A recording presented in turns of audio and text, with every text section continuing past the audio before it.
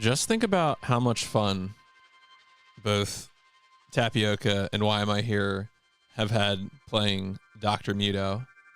And think about how you could play Dr. Muto too. Wow, I'm not reading that aloud. Wait, I have to. All right, before we get started here, I have to. I assume Dr. Muto, for those wondering, is pip 2235.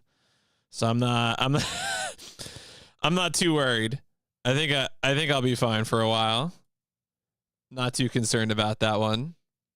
Yeah, Dr. Muto is on all three consoles, I'm pretty sure. Dr. Muto has Xbox and PS2 versions, right? That's a multi-plat. So because that was, I mean, Dr. Muto, I think, was, Midway trying to do a big release. No, it's not confined. I mean, the only reason we only talk about it with respect to GameCube because there's two OG Xbox challengers, and like one of them, Tap isn't repeating games that he already did on GameCube, and the other one, like Big Tall Not Small, I don't watch regularly. I mean, I'm sure he seems like a fine guy, just watching schedules don't line up. So Streets reporting Dr. Muto a preemptive 5.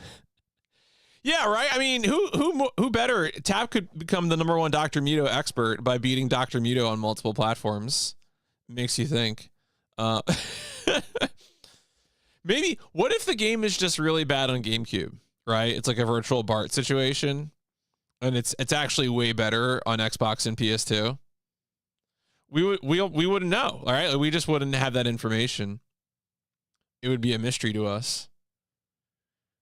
Yo, sup, Salt? How's it going? Good. So starting this week, I started dual streaming on YouTube and Twitch. Yeah, that's right. Twitch, the platform I normally stream on. So I've been playing around with that.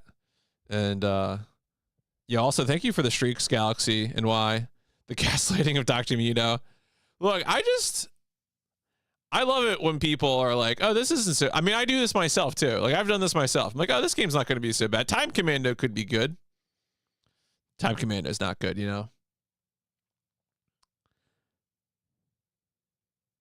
Oh, is there a Dr. Muto on GBA?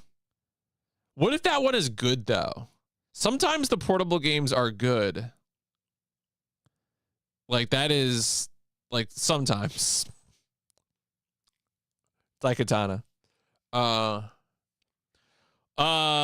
Wait, which is it the disc announcement or the discontinuing the PS3, PS3? I'm assuming it's the disc one. Didn't Sony have another announcement afterwards? I feel like they threw it. I feel like they threw in another announcement. It might have just been like they're all going and all. I don't know. Once in a while, every stupid video game publisher makes an announcement that they're going all in on Gen AI, which is like, it's that time again. Shareholder pleasing, I guess.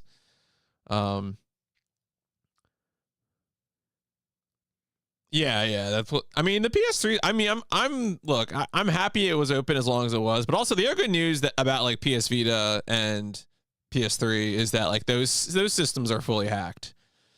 Once those stores go down, you'll be able to run whatever you want on those consoles. Like, take it as an encouragement to get into learning how to work with custom firmware. So the discontinuation, I think, is interesting. I'll blab a bit here before I start doing the pit bit. I think the discontinuation, I kind of align with the Video Game History Foundation on this, which they put out a statement basically saying that the discs have kind of been symbolic for a little while now anyway. Like if you have a disc, like the disc is effectively like a key card that you can use to like have ownership of the game, like ownership of a license, but it doesn't actually have the data. So like, if 30 years from now, I pulled out a shrink wrapped PS5 and a shrink wrapped PS5 game, the game I would play would not actually be the game most people played if it works at all. Which is all that is to say that, unless the industry provides real ways to preserve games, especially for, research institutions, then like my recommendation has to be learn piracy. Like that's right now, piracy is the only method of preserving video games in the long run. It's cool. It's cool to have a personal library of games, like physical games, for sentimental reasons. I'm not a collector at all, but I do, I have some games. I have a copy of Khalik and I have a copy of Armored Core and, stuff like that, right? Like stuff that I like having kind of. I mean, I actually, at SGDQ, Amerlin finally gave me a PS1 copy of Gundam: The War for Earth. Obviously it's going to be flipped there on the camera, but, so it's nice to have a few physical copies. And I think, like, I don't know, how long does a disc last? I think the disc rot stuff is probably like overstated. Like I'm not worried about disc rot. I think in terms of like lifetime, most discs are probably going to be okay in our lifetimes. But the thing is that like we move, stuff gets lost. Like the real thing about a disc is that it's just a single physical copy of things, and like any physical object, stuff happens to. I'm not even talking, again, this is not even about disc rot. It's just about getting lost, breaking, disasters, etc. So like, yeah, it's really like, because like for the reason I got rid of my like childhood collection of PS1, PS2 games is because I was moving around a lot for college and work in my 20s. And I didn't want to lug around a huge like box, like several boxes of things that I wasn't using anyway. So, like whatever. And I don't regret that at all. Like I had a few games that were kind of rare. I had like an Iron Hunter and, PS1 Diablo and, like some good PS1 RPGs and Your Legend of Mana, Saga Frontier, that kind of stuff. But like, I don't regret that, I just learn to be comfortable with piracy. I'm not saying that you have to pirate. Like obviously it's cool to have the game, but that's my spiel. Industry needs to provide a way to actually preserve video games, especially. And the other thing too is that it's like really important. I don't play many online games, like modern games, but I also know that like if I wanted to go play the like fog map era of PUBG, of PlayerUnknown's Battlegrounds, like I don't think I can do that, right? Like, so that's a real thorny question to be worked out there. All games I've played have been on discs. Almost, yeah. Again, I think the disc rot problems are overstated. You're more likely to destroy a disc, or frankly, you're more likely to lose a disc. Like, let's be real. But still, you can lose them or whatever. So, all right, let's get into it. That's enough. Me running my jaw. Hello and welcome to game 222 of the PlayStation Instrumentality Project, Lone Soldier. This is a game that I have been looking forward to for a hot minute, but I also have to make a bit of a mea culpa up front about this one. I think this game should have been played a lot earlier in PIP. This was a game that this game was released in PAL and JP regions, and I was not able to determine an actual like specific release date for this in PAL region. Allegedly, it first released in PAL regions in January 1996, so obviously that would have been way sooner in PIP. But I couldn't figure out a specific date, and usually when I don't see a specific date, I kind of consider that an unreliable release date. And so I ended up giving this one the JP release date for PIP purposes, which is October of 96. I guess if you're out there doing PAL games, I wonder if Reku has done this one. If you're out there doing PAL games, then you're probably playing this one. If you're doing chronological, you're playing a lot sooner. Other than that, I think, sup Fat Will. Early weekend stream. I got plans tonight, so I can't stream tonight. I got to stream this morning if I'm going to stream at all. Otherwise, this game is, I think, has a bit of a reputation of being kusage, of being a bad game. And not much is known about the developer. The developer is responsible for other PlayStation games, which we'll get to in the Discovery Zone. But I've been kind of curious about this one. I I see a bad video game where a guy shoots guns and I'm like, could this be for me? You know, like could this be secretly a real video game? I don't know. We'll find out together. I feel like this is one of those where most people should look at it and they'd be like, this is a bad video game. And I'm going to look at it and think, there's a lot of potential here. So let's go ahead and get into it. Let's see what we got in the discovery zone for this one.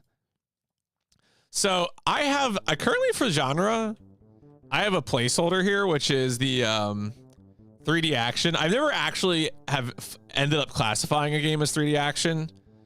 I usually end up classifying it as something else. So we'll see what I classify this as.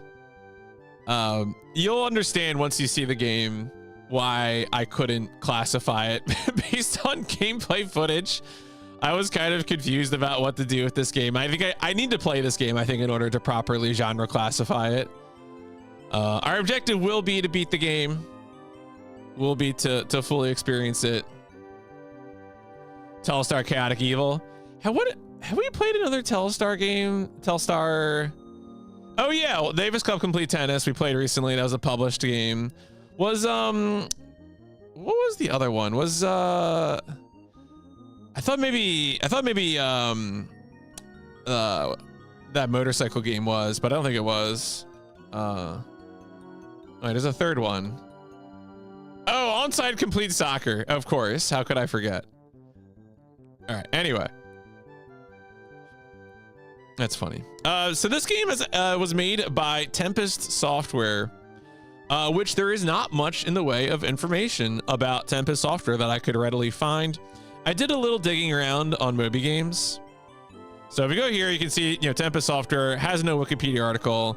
I went over to the game developer research. What is this? Research Institute? I forget what this site's called.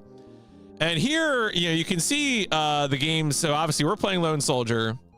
The other major release from Tempest Software is Excalibur 2055 AD, which is a name that some of y'all probably recognize as a PlayStation game. And there's also Grudge Warriors, which I know less about.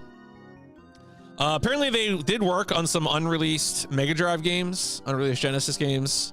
I did not look further into these, so I don't know how much story there is to those. Now here it mentions that this was headed by Bill Pullen. So I went over to Moby Games, and you can see the same PlayStation credits as appear on GDRI. But of course, you also get individual credits. So I was like, all right, well, if we're gonna follow one developer and see what they ended up working on, yeah. I mean, look, Psygnosis, and it's English-based development. Psygnosis is always involved in the end. So Bill Pullen is credited here, right? So like, okay, what's Bill? So Bill Pullen actually has had a pretty interesting career. Of course, he did work on those three games: Grudge Warrior, Excalibur, and Lone Soldier. But he also has gone on to work for a bunch of studios since then. He worked for Warthog Studios on Mace Griffin. These games, I think, are all Evolution Studios, which is another British developer. Ended up working for Codemasters, which is how he ends up as the principal programmer of Dirt 5. And then I guess he works for one of the multiple studios that worked on Battlefield 6. Battlefield 6 is, I mean, once you're at that tier of release, like there's like a multiple support studios involved, so it's kind of hard to even tell what's going on. But yeah, just kind of interesting. We're at a time when it feels like the video game industry is bleeding talent, but shout outs to this guy. I guess he was briefly the head of his own company, and then continued to be a programmer for the years after, and working for a bunch of games that I think people like. I know Mace Griffin's kind of mixed, but I feel like a lot of these driving games people like. I think I'm not a driving game expert, but cool to see. So I guess shout outs to Bill. Back on the subject of Lone Soldier, as I mentioned before already, this game was released January 1996 in Europe, October 96 in Japan. It has no North American release. And then besides that, again, look at the screenshot here. You play the game from a third person perspective, and like you walk forward and shoot and aim. And you know, once you see it in motion, it sure is something. Very, very wild. So, an important note about this game, and we'll talk more about this when we're looking at the cover art, but apparently something about violent shirtless men is strictly forbidden in Germany. And so there is an altered version of the game just for the German market, in which the main character is replaced with a cyborg. When I was looking at the cover art for this game, I was like, why the hell is this one cover art like looks so like cyberjacked? And that's why.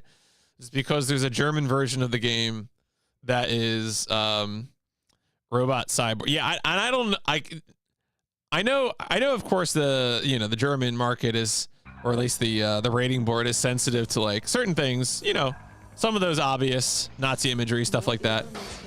Yeah, no, that's right, Frank. Thank you for the 96 months. That's a multiple of 12, isn't it? Right? No. Yes? Oh my God. Yeah, it is. Yeah.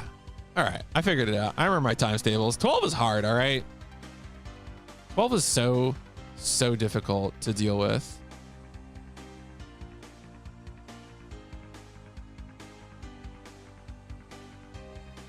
But that's also 8 years.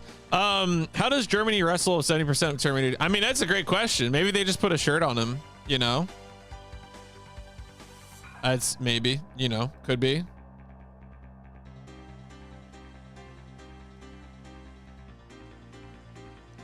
Anyway, the reviews for it, obviously there's not too many reviews that are quoted here in the Wikipedia article, but they're all over the place.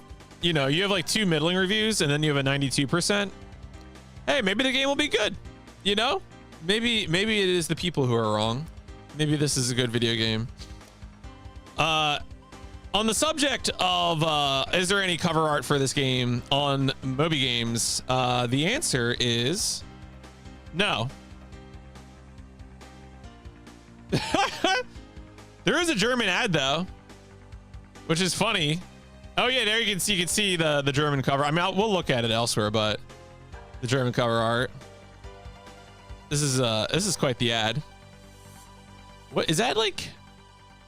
Is that Lederhosen? Is that what that is on the left there? It says Hosen. Yeah, that's probably right. All right, well, there you go. If you're German, I'm sure you're well enticed to play Lone Soldier. If we're gonna get the cover art, we need to go. Oh wait. Oh yeah, actually wait, I forgot. So when I was looking up information on Tempest Software, I did find the Wayback Machine with a link to had a bunch of snapshots of the Tempest Software homepage. So this would have been a snapshot from late '96. There's no mentions of making a joke about bedwetting. Okay. There's no mentions of Lone Soldier here, which is kind of funny. And the website does change a lot over time. So you go forward a little bit, and it's like, oh, here now we're talking about Excalibur, and we go forward a little more. 1999. And then now they're owning up to Lone Soldier. So they updated the website. They got a little texture in the back, or that might have just been saved. And then at some point the website just goes offline and says under construction. Yeah. And this is all that is from here throughout the end of the thing.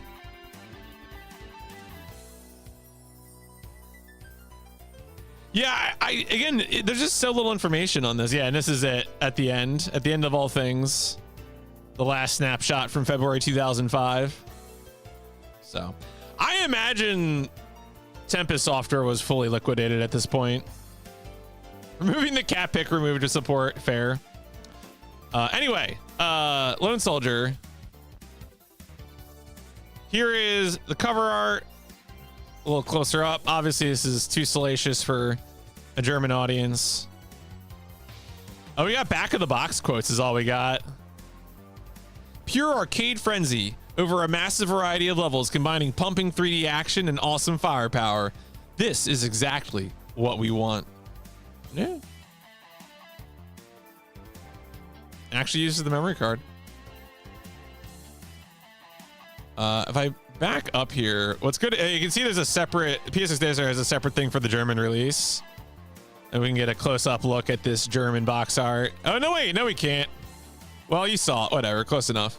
Let's go take a look at the JP art.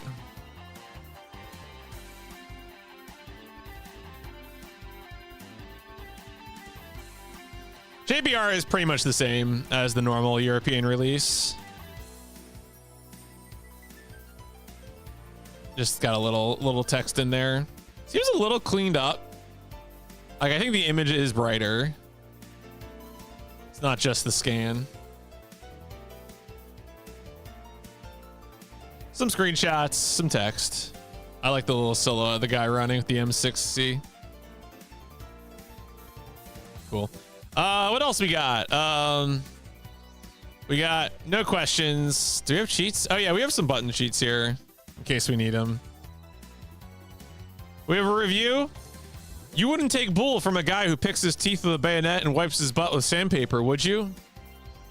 Would you?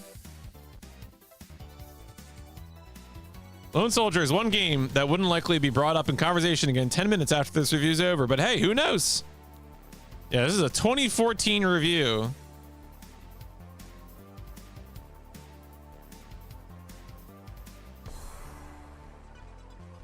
All right, he's giving a plot summary. Can this game be beaten in an hour or less? Yes. That's a lot. This is a lot of text. Best played above normal mode. Prime blueprint for the home console third-person shooter. Interesting. Okay. Old back of the CDK screenshots that mix cutscene stills and in-game shots. Yeah, right. No, that's what it's really about. How long is this game? Oh wait, was there any? I don't think there's any board posts. Let me just check real quick. Oh no, wait. Oh, I'm so lonely. Okay. I hate my life. I will probably be the lone soldier in my life.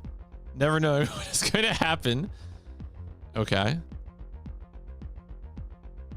It used to be quite good. It was the first game my brother finished. Hello. I only posted this because I was thinking of some old games I used to have. I'm more lonely. Sad face. 17 years ago. From username Hold Me I'm Lonely. GameFAQs is such a website. How long is Lone Soldier? Allegedly, 2 hours. We got 4 data points, and they're all between basically 1.5 to 2 hours. Oh, yeah, 117. All right. That seems pretty reasonable. There is a speedrun leaderboard with 3 runners. Unsurprisingly, all running the NTSCJ version. We will be playing the PAL version for the stream, of course. But, you know, I don't know. Maybe this will be a speed run. That's a pretty good length. That's a pretty good speed run length. You do like to see it. My ideal like GDQ submission length is like 20 to 40 minutes. just enough bullshit. So, unfortunately, I could not find a manual.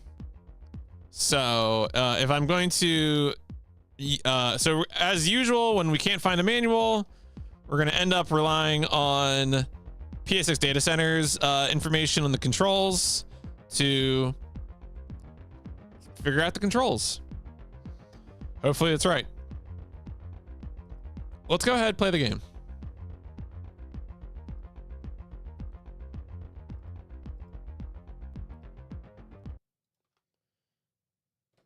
Exciting video game.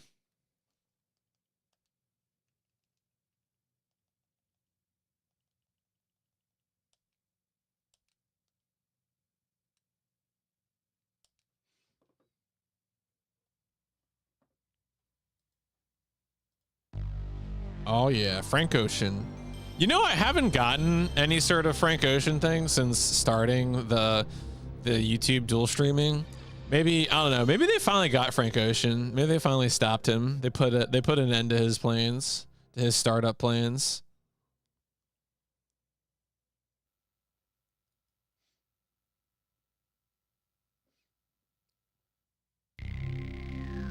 Yo, is that Telstar?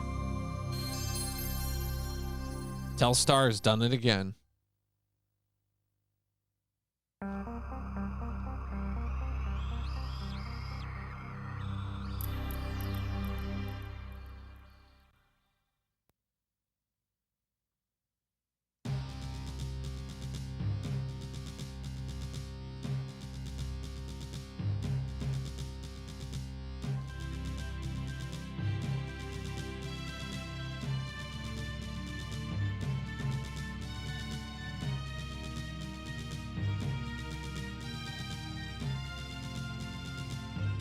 I love the shadows, the helicopter shadows.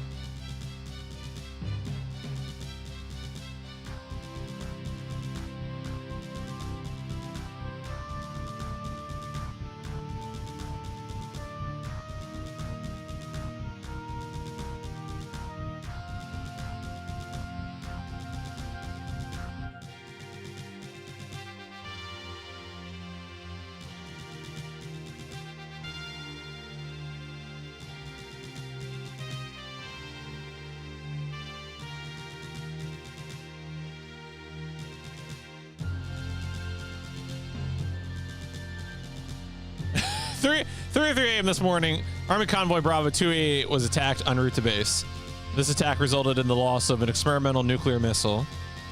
The following film footage was shot by Area Recon. Yo, what's up, Chris?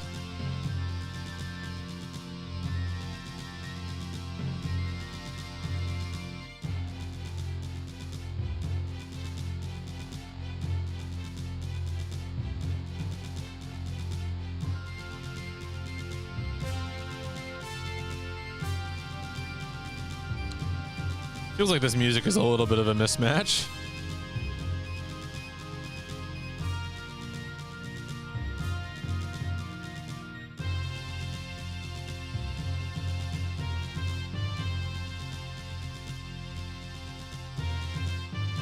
The following are mugshots of the terrorists believed to be responsible for this morning's hijacking. Your mission is to eliminate the terrorist threat and prevent activation of the nuclear device. You guys, they have a starship? Yeah, I don't. Oh.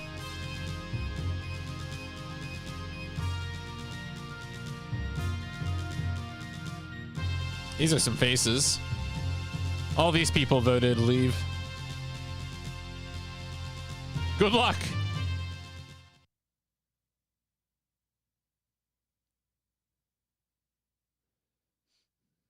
What does God need with a starship? Let's see if there's a demo.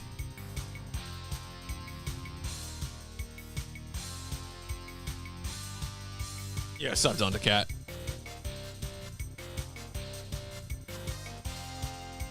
Yo, thank you. I'm very happy with how the Die Hard run turned out. I did say that, Americus, yes. That's my one British joke.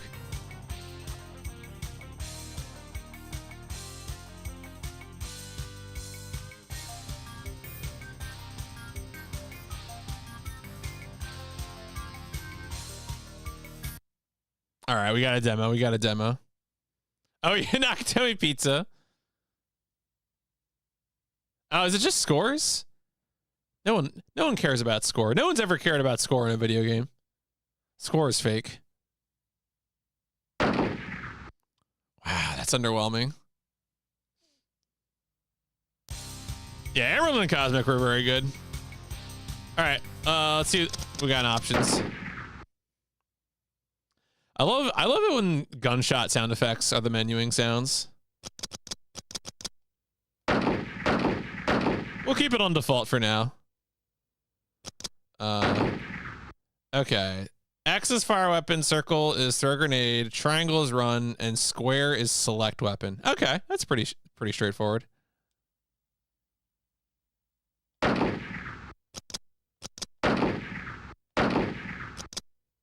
right. Pretty standard.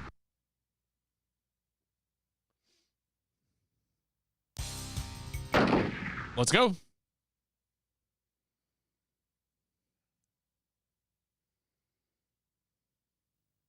Oh, we're going. Oh boy.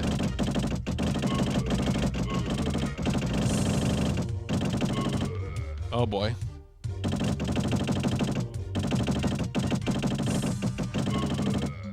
Oh boy. Oh, we got running noises.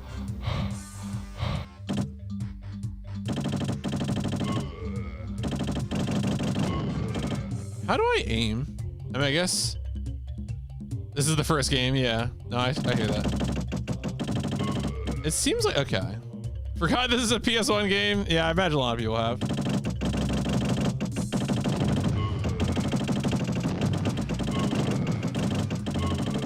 Okay. That's right. Getting all hot and bothered.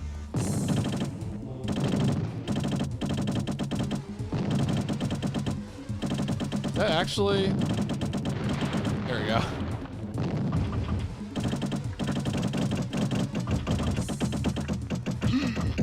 Oh my god, the grenade noise.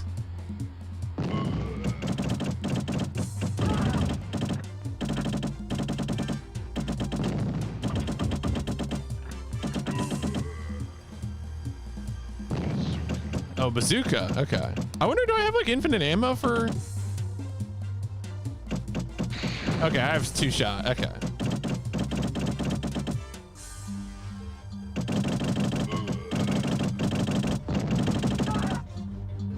Interesting.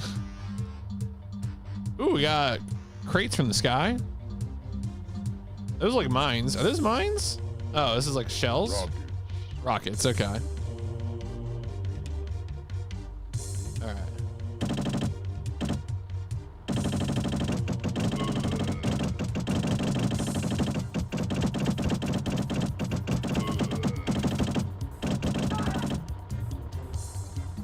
Am I actually able to move forwards and backwards? Oh, I am. Okay.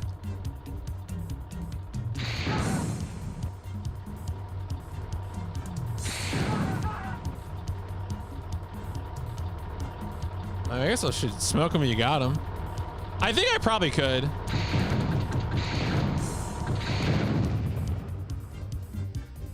Is it gonna blow up? Or is it just gonna stay on fire?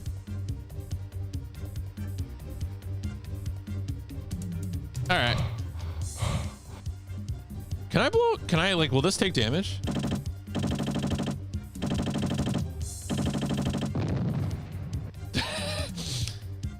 You know, if you really need to keep yourself warm, you can just shoot a vehicle a few times and it just gets a nice.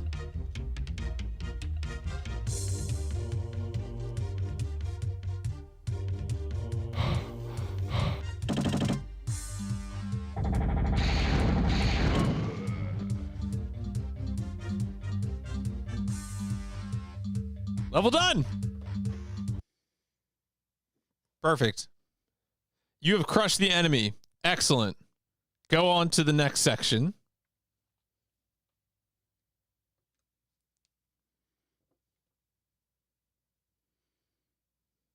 Like the gag from early seasons. Yeah.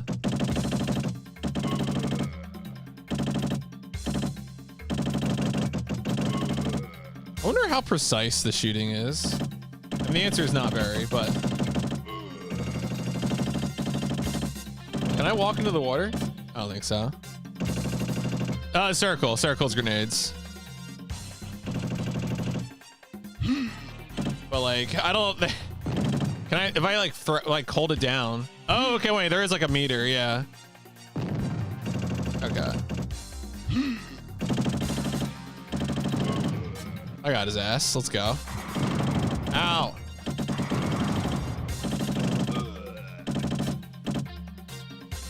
Yo, what's up, Infobos?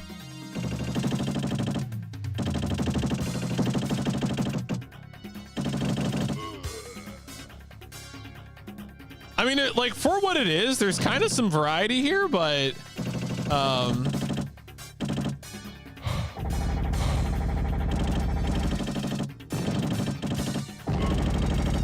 right, friendly fire.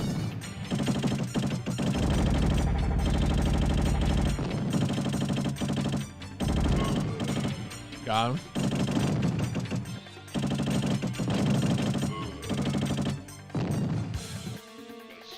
Bazooka.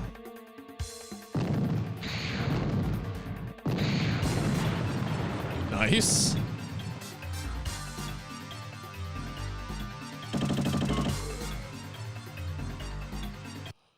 So if you missed the Discovery Zone, what are you looking at? So this is a British developed game that came out early in 96 in Europe. Also has a JP release, has no North American version. The studio that made this also made Excalibur 2055 AD and Grudge Warriors, and otherwise folded after that. So this game seemed to get like some positive reviews, some mixed reviews when it came out. I imagine it probably isn't. No one seems to remember this game nowadays, so unsurprising.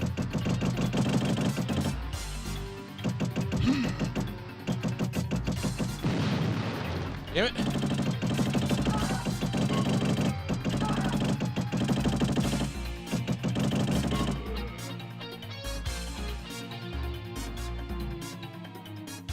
All right, those are mines, I'm pretty sure.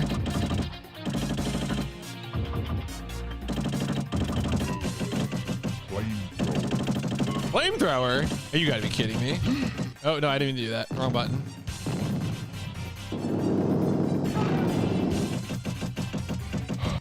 Oh, that's a grenade.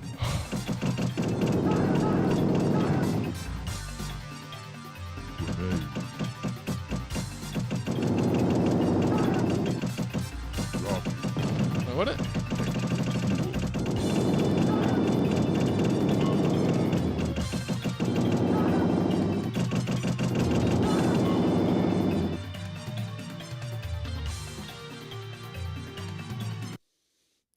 Cooking, folks. We're cooking. Developer was Tempest Software.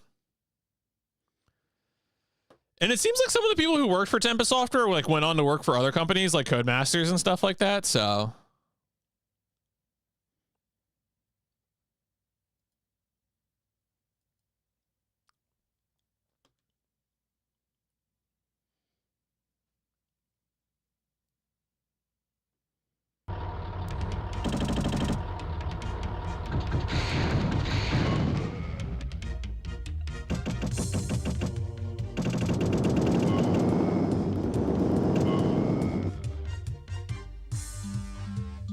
no, that's fine. Happy to answer the questions.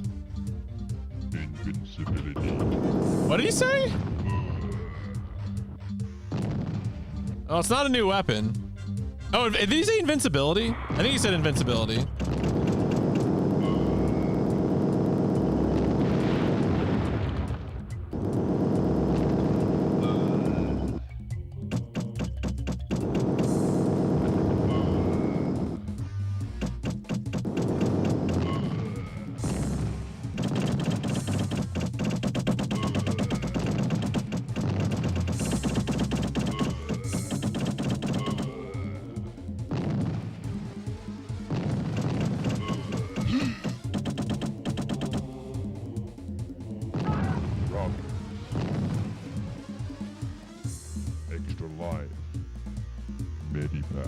I really love the.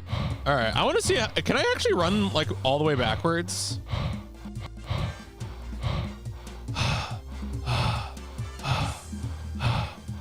I mean, it's like sluggish, but it's reliable. Like it's not like super slow.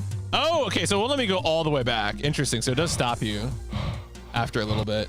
There was like one weapon I walked past that I want to go back for. Can I shoot this boat? No.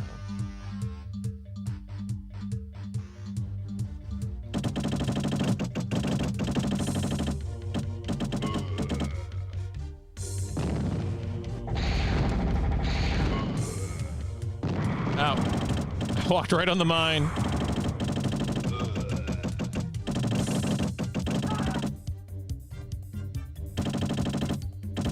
Look at this little boxy boy.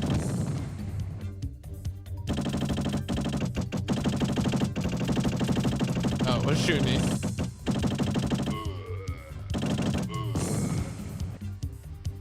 Yeah, war on cars confirmed.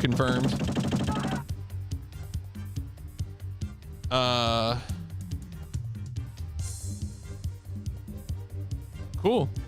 Leveled on. Yo, 100%. Let's go. Before they can plow their sidewalks. I mean, I do wonder how much level variety we're going to have. All three of these levels have looked pretty similar so far. sort of walking along a river in like a almost like a forest type area, a mountainous area. Yeah, very flat. Yep.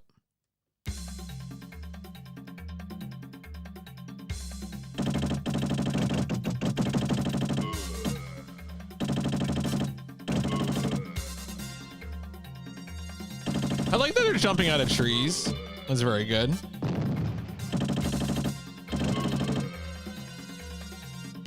Look at his little face. Oh, there is a timer in the bottom right. I hadn't even paying attention to that. Am I gonna fight? Am I about to kill the indigenous people? Yeah, I think I am. Well, all right. Not sure why we're doing that, but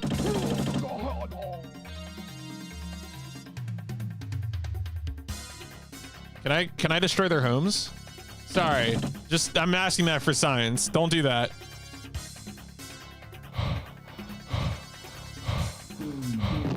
Oh my God, the columns are shooting? Wait, can I shoot the columns?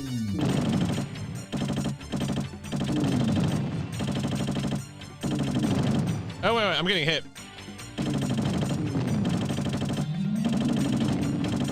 Okay, I think I killed the column.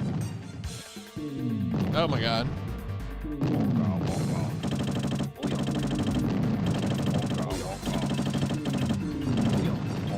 The spears hurt hard as hell, though.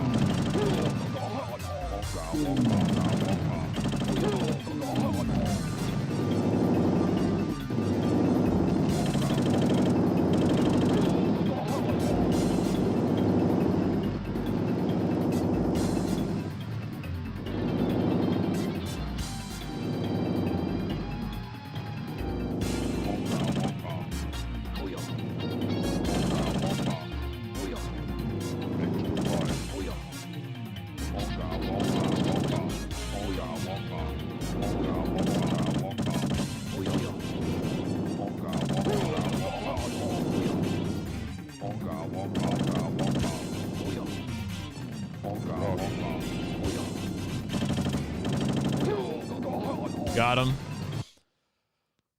Sometimes the only way I've seen something, that's what it is, you know? Why was the column? Great question. That was a great question, all right?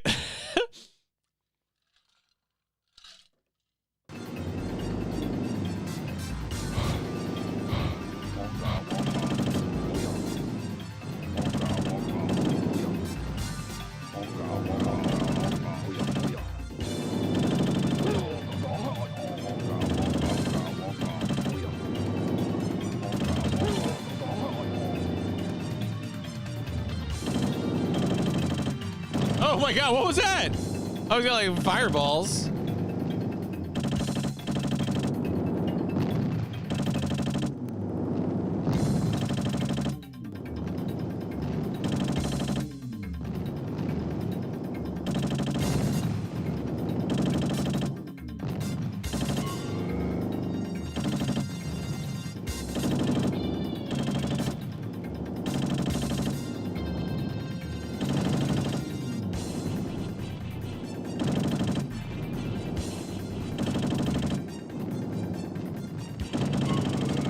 All right, we got him. New level done. Let's go. Yeah, you know, it's funny. Last night I was watching Mike Uyama play, what was it, Space Harrier 2 and Super Thunder Force, which are like, you know, these early, super early Genesis Mega Drive games that are like old-fashioned, like arcade rail shooters. And like this feels like you know, this is the next generation of rail shooter. Obviously, it's not actually on rails because you can move back a little bit, but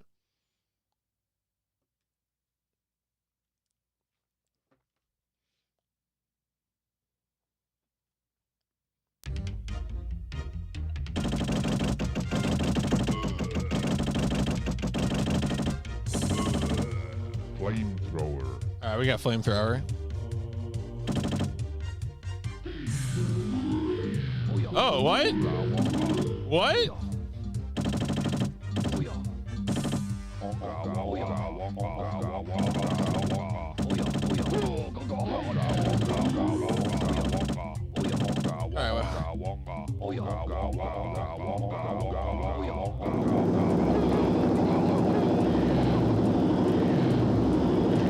Can I kill him? I might not be able to kill him. Shit. Wait, what?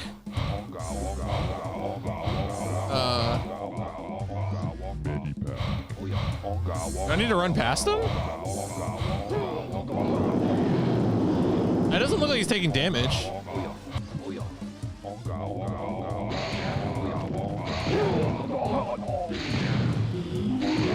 Maybe I might just need to kill the waves. Yeah, I might need to kill waves of enemies.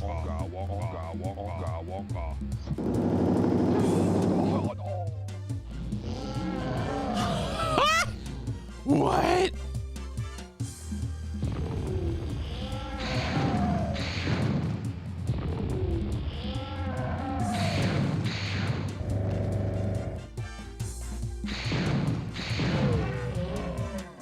This game might be jacked.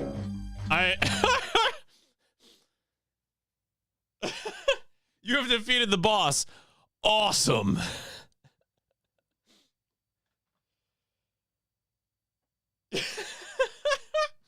Very good.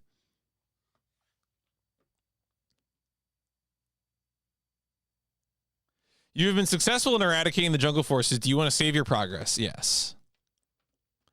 Card 1. Save. Save. Okay. I wonder if there's any difference between this and the JP release, like just in terms of, you know, any sort of gameplay balance stuff, since the JP one was later.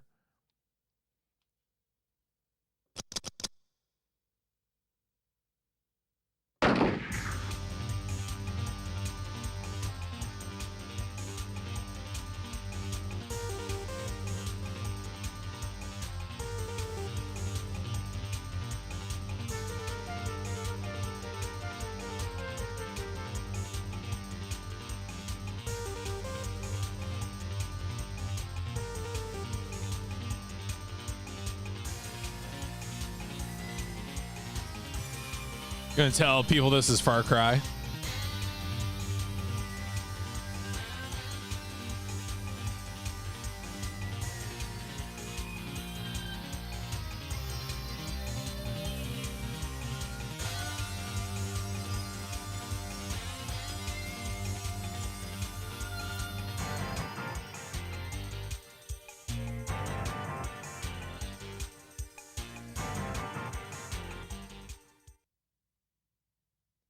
Wait, what happened? Did he crash? Did he? I'm not.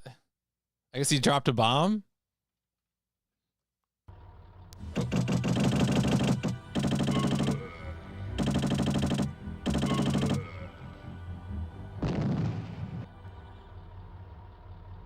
Yeah, I know. There's a speedrun work is like 20 minutes or something.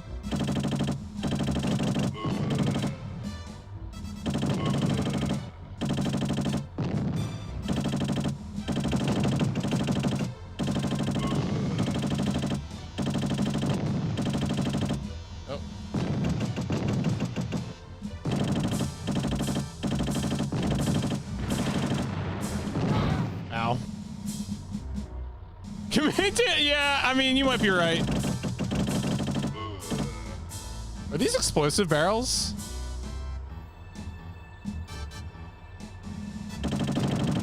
Yes. Will they chain react? Let's find out. We gotta do science here. Yes.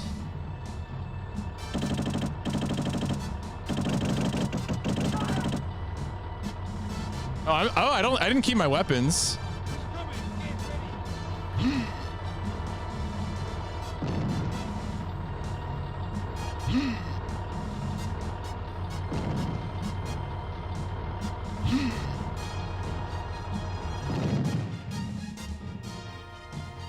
I think you can, yeah. I think you definitely can. I imagine that's how the speedrun works.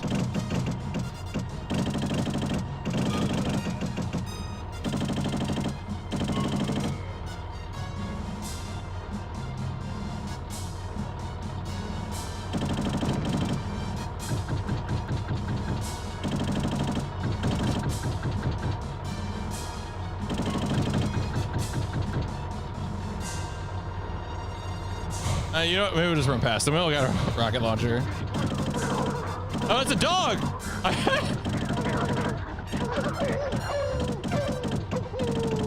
Oh! All right.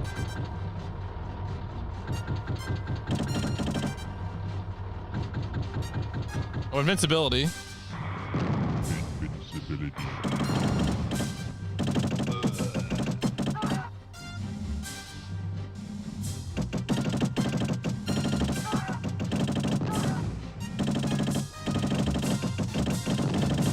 Doesn't last too long. Grenades. Grenades. Rockets.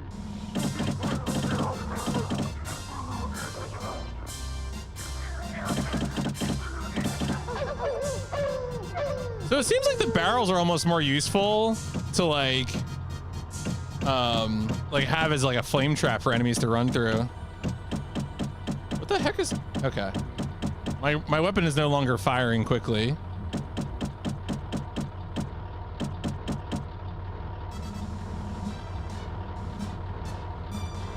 Flamethrower. Okay.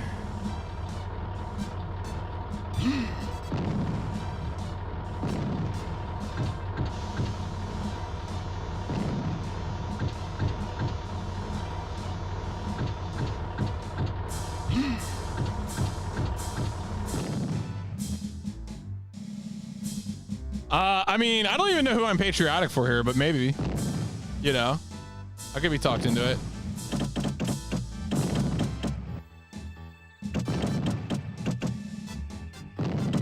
Oh, there's a dude. Good night.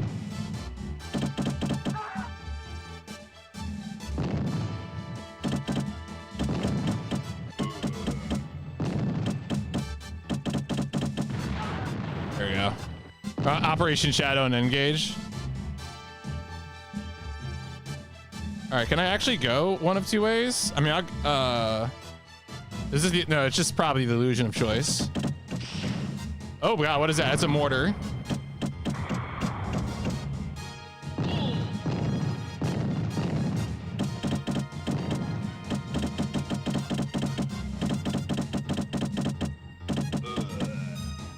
Okay, we got him. Yo, I had like 5 seconds left. I gotta watch that timer. You have crushed the enemy. Let's go. Engage has like what, like a few dozen games? Biggest problem with Engage is, does Engage have emulation yet? I forget. I think it has emulation, but obviously you can't capture off an Engage, I don't think. Structurally, it's Ikari Warriors.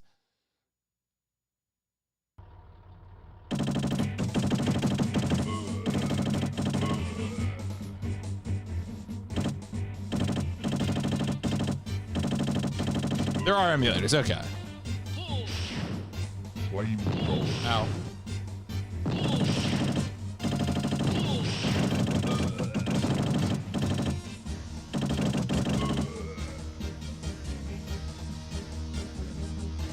Point. Oh yeah, I mean, yes, you can do that. I think I want to say one time. Oh no, I'm thinking of when Plywood did Metal Gear Solid Mobile. Not. Is there a Metal Gear game on Engage? I don't think there is, right? Yeah, that mortar round really did not do much damage. It's funny that like these military guys don't do much damage.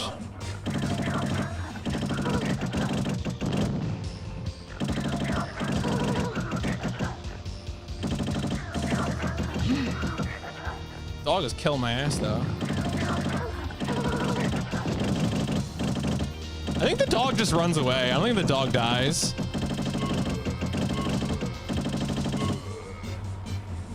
Lone soldier.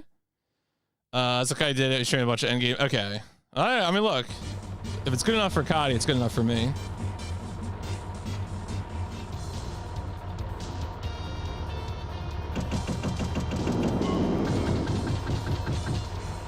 Wait, was that a... That was a package.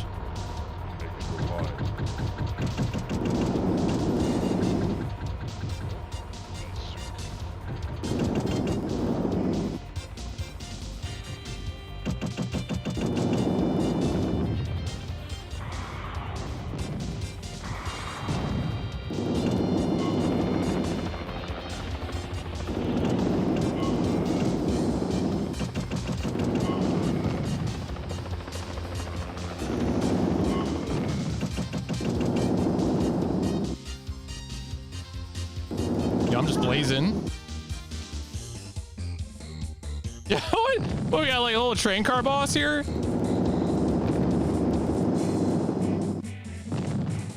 That's funny. The love of like the enemy variety has been surprisingly better than I thought it would be. Like, what if we just put two guys on a little switch car? Yeah, that's an enemy. When you make games the timer part of the difficulty, yeah, it's like, I mean, it's kind of one of those things where I feel like a timer, if it's a game that isn't about exploring the level, then I think having a timer that like pushes the player forward is like okay. But I do feel like there are games where like you just don't need a timer.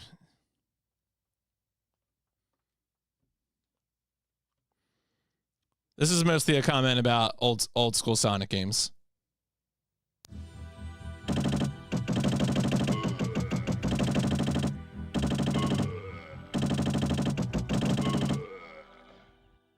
Ugh. What is this? M60.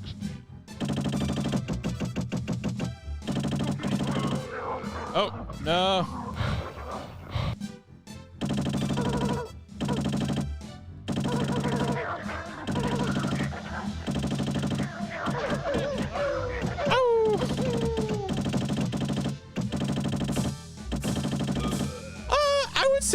I would say, yeah, he did yell M60. I mean, I think speedrunning for me is like a lens, you know, that I can turn on and off. It's not like I'm always in speedrunning mode.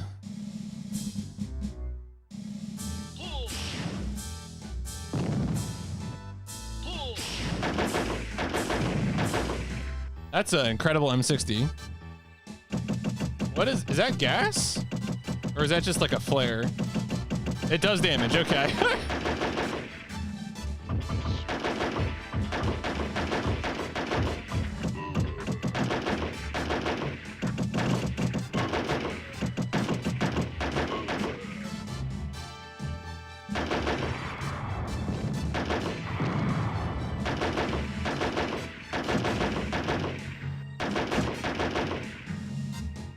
Vertical aiming is interesting.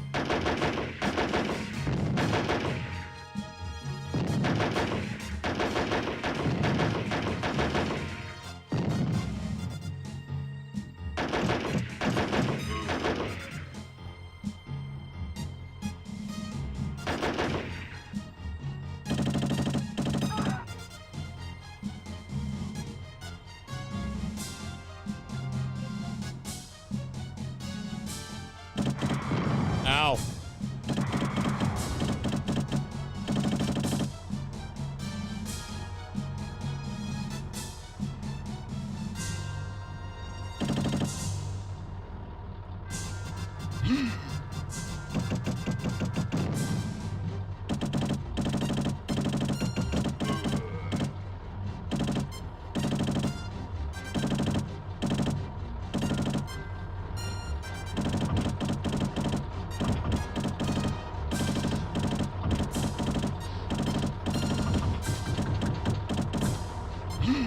Oh, not what I meant to do. Oh. Oh, I killed two guys accidentally. Good.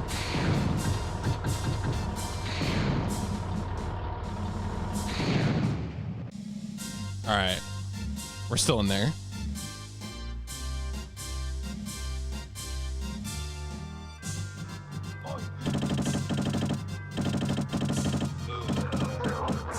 Oh shit, that was a dog.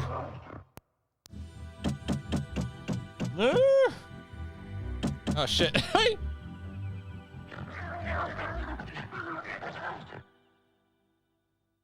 Can't get me, dog. Level done. He'll never catch up.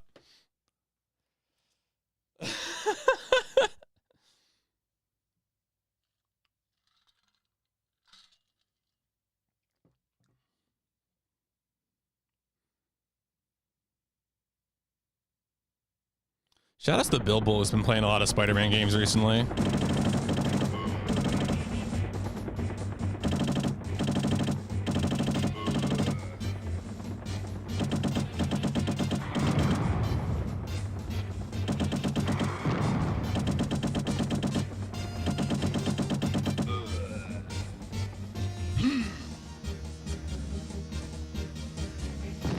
Oh, perfect grenade. Let's go.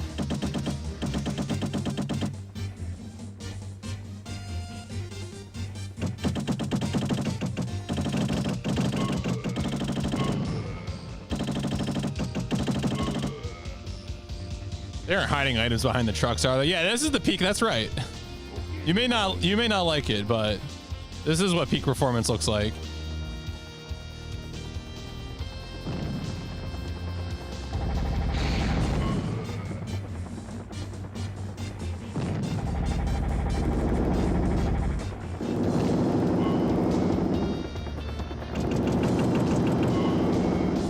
All right, is this gonna be another, yeah, drop enemies?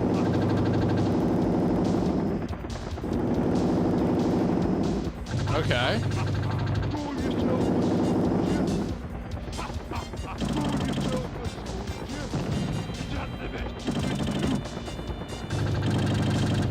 Oh my god, he's deleting me. Oh shit.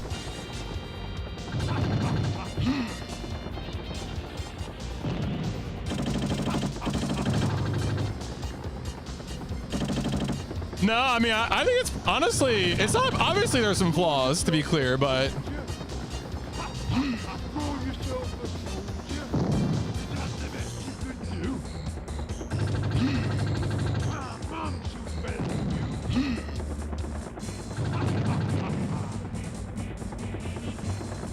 ah, shit.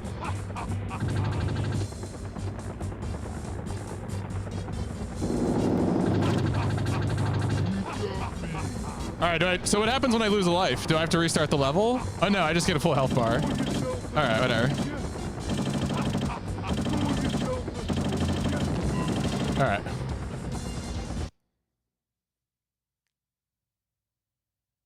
Only watch the GQ for, I mean, look, sometimes, I mean, honestly, a lot of people are like that, you know, that Twitch, GDQ is their Twitch gateway, and then they eventually watch other people from there.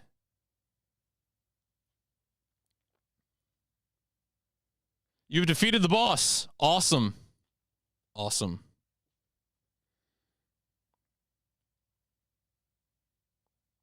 I mean, I'm definitely a big fan of sharing the streams that I enjoy, because, like, you know, I don't do this as a job. I spend time on Twitch for fun, both streaming and viewing.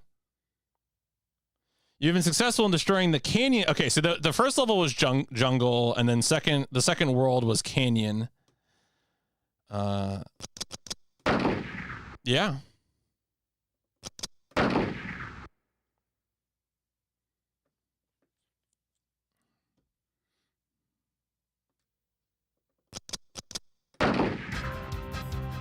Yo, train level?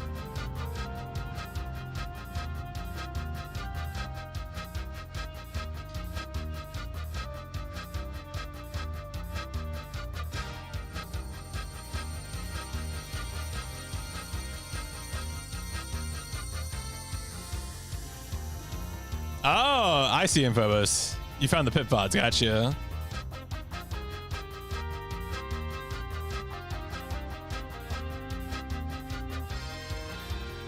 I personally would not stand in the one place where the train could harm me, but maybe I'm built different.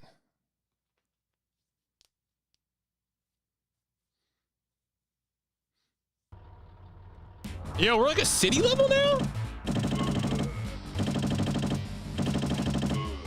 That's pretty good. Can I blow up these boxes?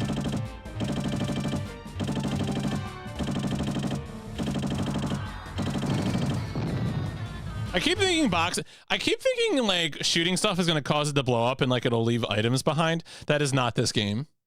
that is not even slightly this game.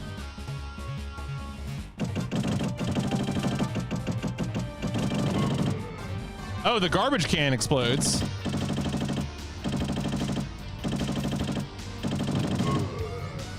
So again, it really seems like the strategy is that anything that you can deal damage to catches on fire, and when it catches on fire, it deals damage to anything standing around it. So like we're all used, right, to the idea of explosive barrels in games and hitting the explosive barrel to destroy the enemies near the barrels. But like in this game, everything is explosive, right? Like what if you played a cover shooter in which all cover was explosive? Like, think about it.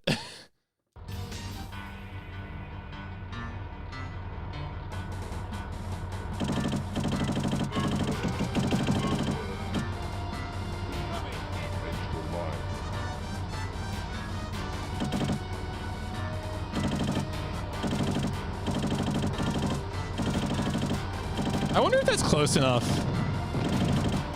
I don't think it is. I'm just gonna run.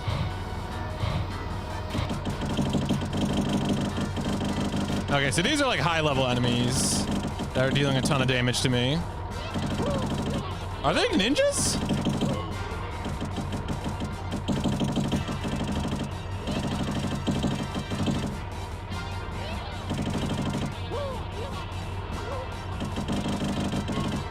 Wow, all right, well, that was messed up.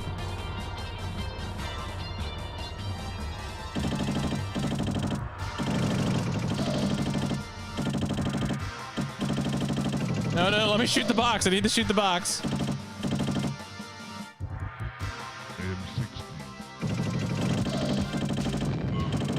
There you go. Okay.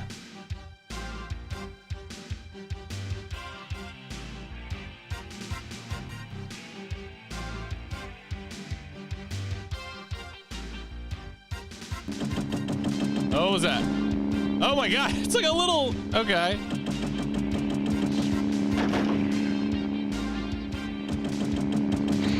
It's gonna be impossible to hit this with. No. One more try, one more try. All right, you know what? Double K, I'll take it.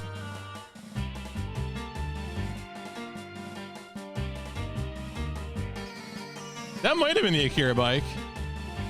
That's the Akira bike. Are you? Oh, you're a guy on the left.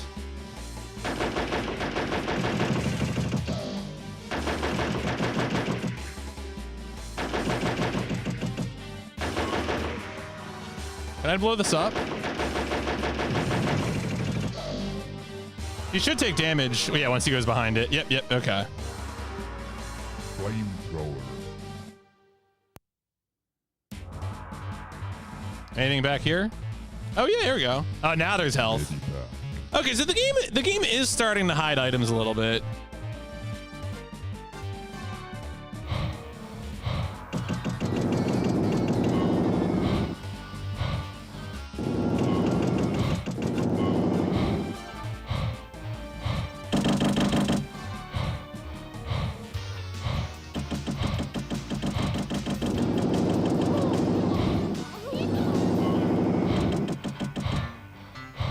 Yo, somewhere. This is a video game. Honestly, I'm kind of digging it. I guess there's no limit to running. Yo, wait, he's got 3 arms? Why has he got 3 arms?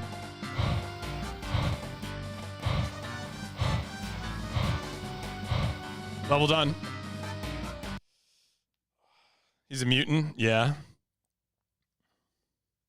Yeah, honestly, I've been happy with this one so far. Pleasantly.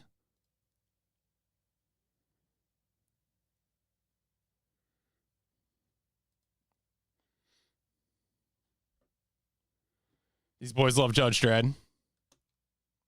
Yeah, I wasn't sure like how deep the roster of like, you know, a visual variety of enemies and levels would be, but it's actually been better than I thought it was going to be.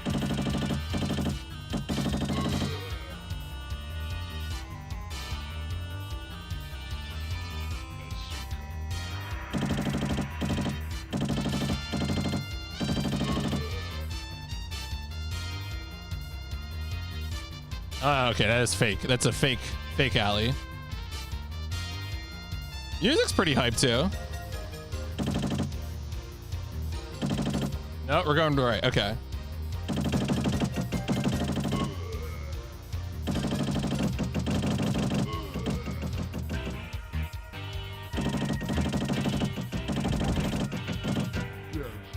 Oh, yo, Molotov?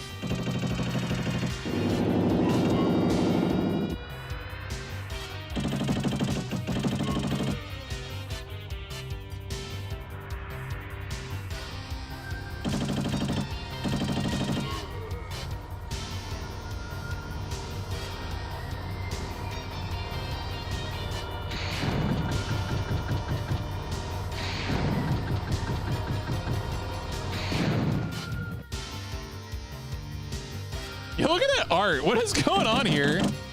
Damn.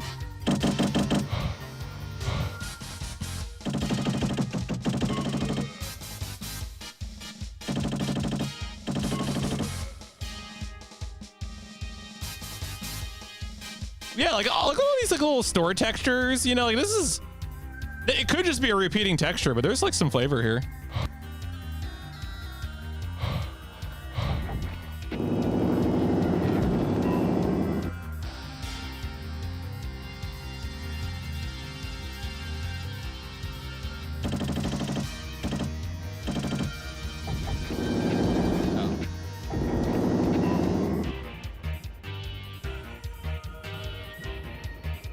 Ooh, what is this? Oh, this is more M60.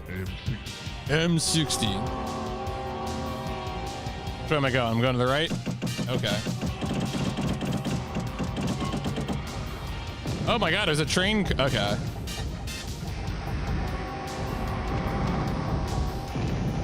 Do I have to wait for this train to pass? Is this the first good British game? Damn. Well, thank God these boxes are absorbing all these hits. I hope this isn't like a repeating train. What if it's just looping? What if it's like infinitely looping?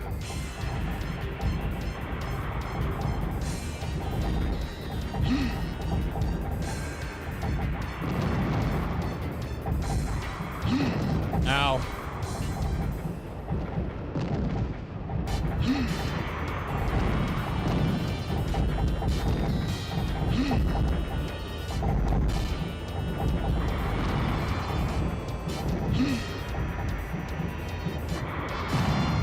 Nah, okay, it's just timed.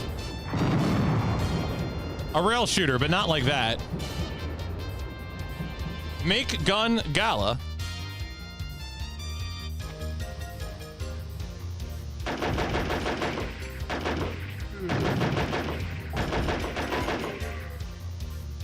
Medipack. Medipack. A medical kit.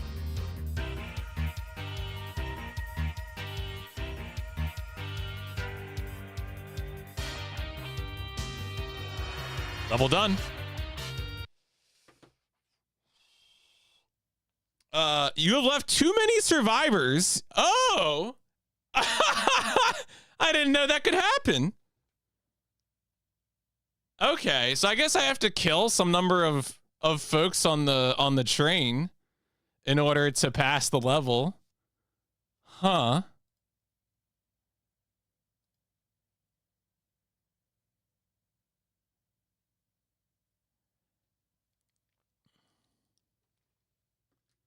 Interesting. Interesting.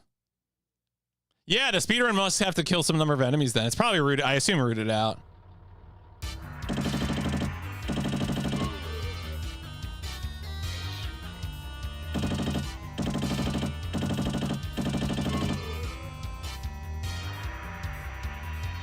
Fascinating. You have left too many survivors. Your Honor, when you really think about it, I left too many survivors.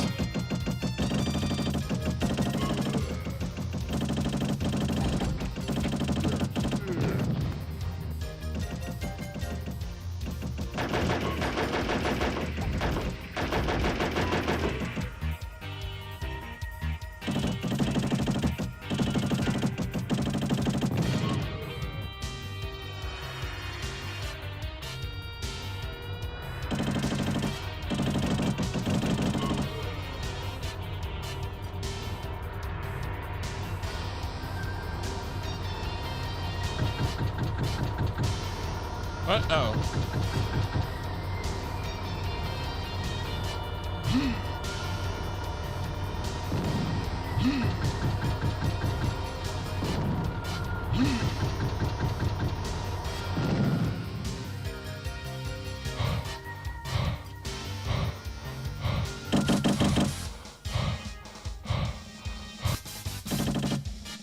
Oh, you can actually rotate all the way around. Never mind.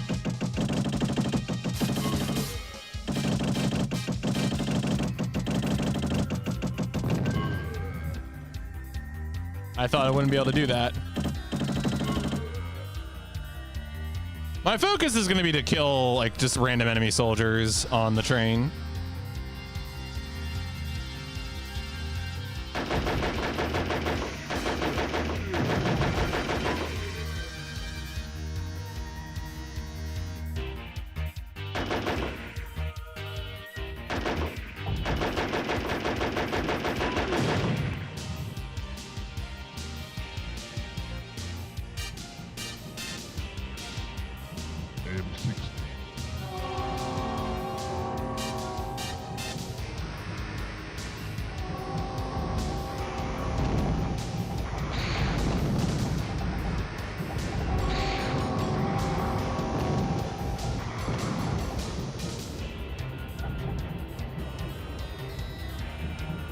M60. I don't know if you can kill these, so I'm not gonna worry about them.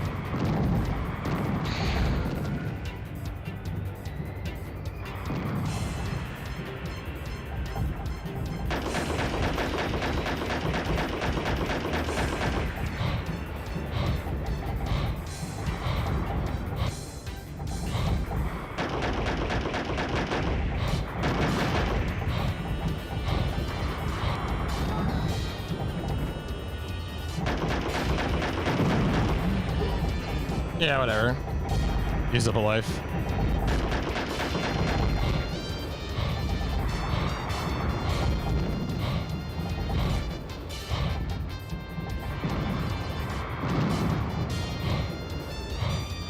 All right, well, hopefully this is enough this time.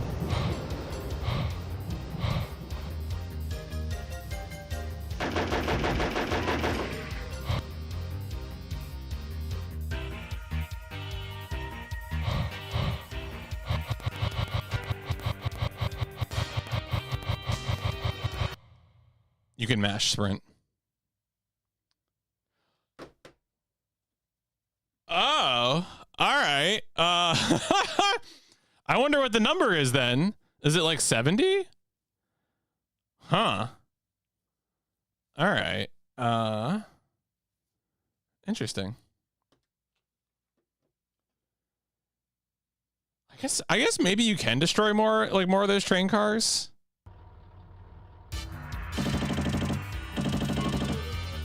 The only thing that's kind of upsetting here is it feels like I need to get like the more lives back, you know?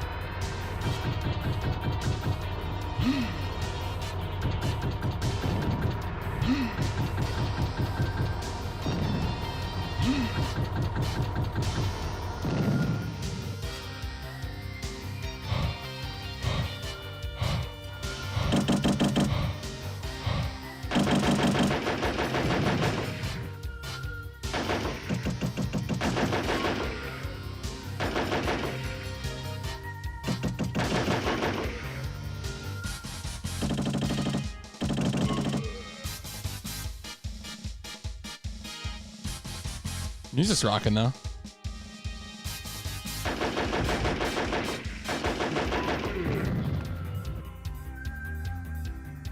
It is good against the train cars? Okay. I'll try that, yeah. You know, like, seeing how required the train cars are might be. I feel like, yeah, that was gonna probably be my next step, to be like, yeah, maybe I do need to use the M60 against these.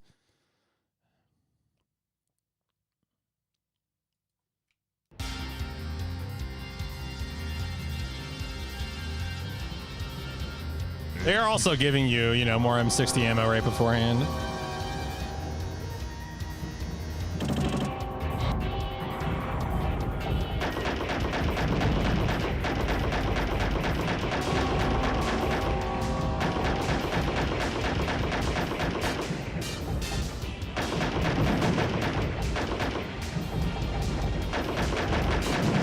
Okay, yeah, this is powerful.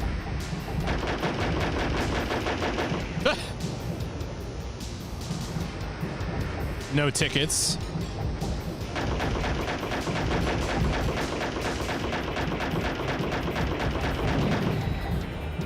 I'm taking damage from something now. No. Being a little Cavalier of Lives, but hopefully not the end of the world. Yeah, I think it's just these guys shooting.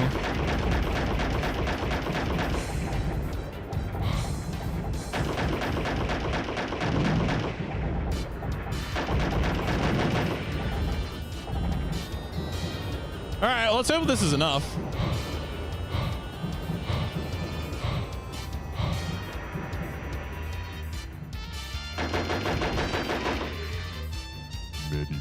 Medipack. Medipack.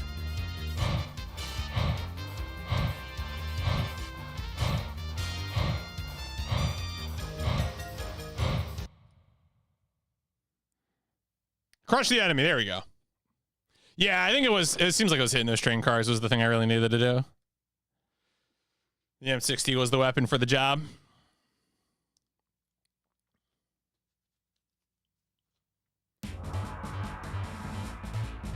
I was like, what am I looking at? Like, why is that at head height? And the answer is because there's a ramp down.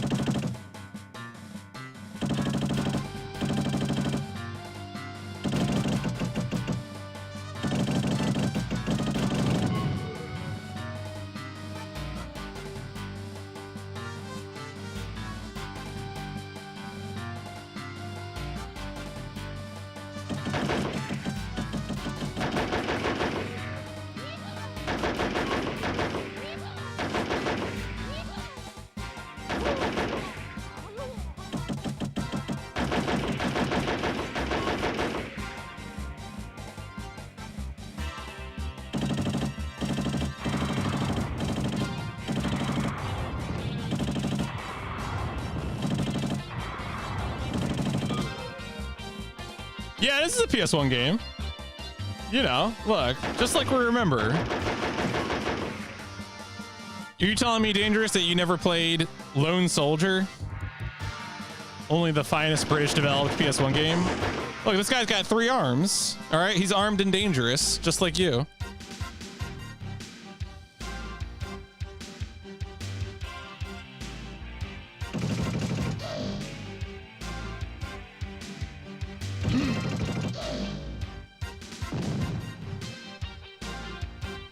I don't know what you expected.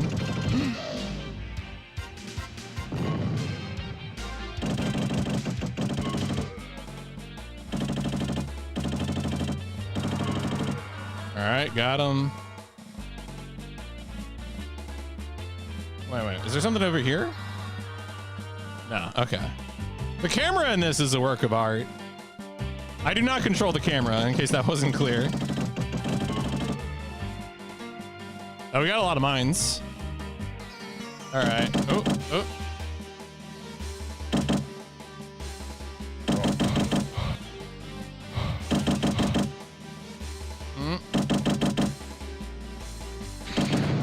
Okay.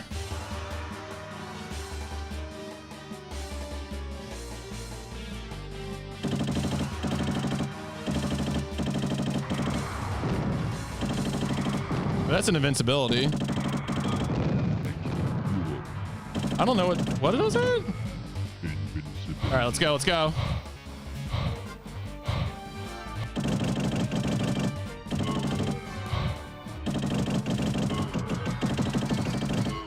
right, I think it already wore off. Invincibility does not last long in this game.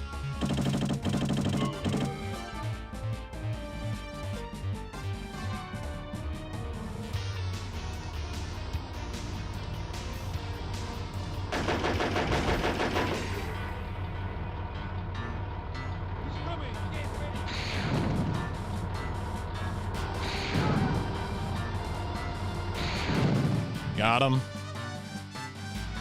It's just one lone soldier. How hard could it be to kill him?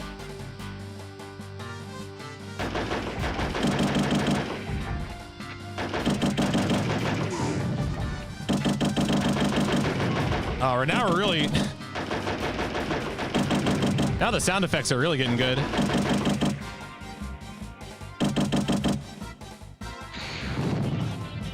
I like this building at the back here, which I guess is like the area that we're going to.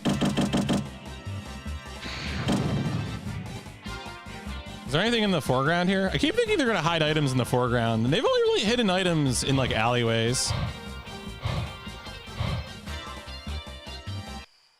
Let's go.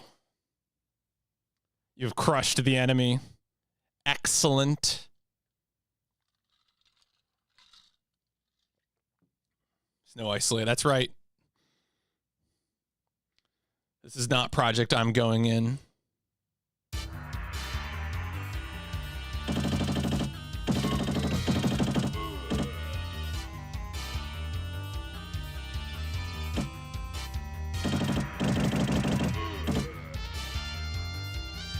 Come on, pick it up. Pick it up, Junior. We're here to finally defeat the cars once and for all. I do not think there have been any women in this game. Extra life. I have to be honest with you. Oh, there is a hidden extra life in the foreground. M60. Man, what if the Japanese version of this game has like sick JP voice lines?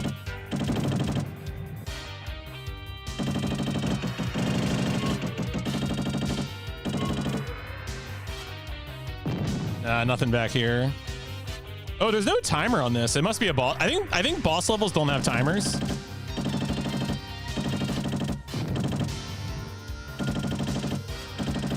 I'm probably sabotaging myself here. It's probably really hard to get around this without taking damage. Oh no. All right, that's fine.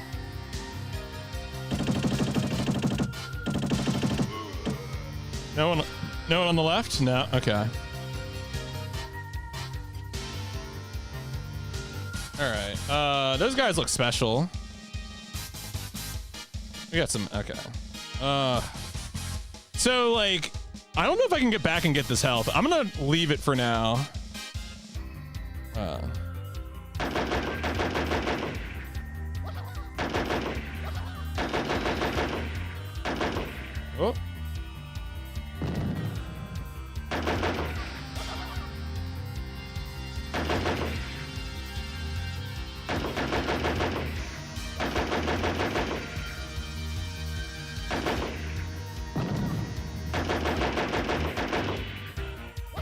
I think so. Oh no! I can wait. Do they still have hitboxes in the air? That guy died in midair. Over to you, sweetie. What? Oh wait! All right, never mind. Check the box, woman.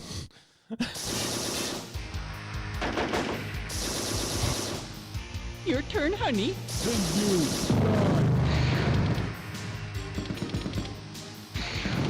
Ah, shit. Oh my God, is... To you, sweetie.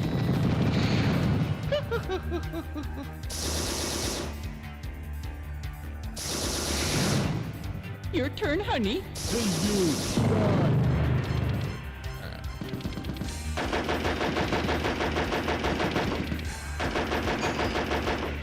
All right, we got his ass. Let me see if I can go get that health.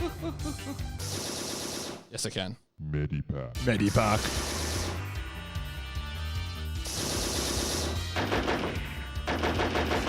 No. Not the first time.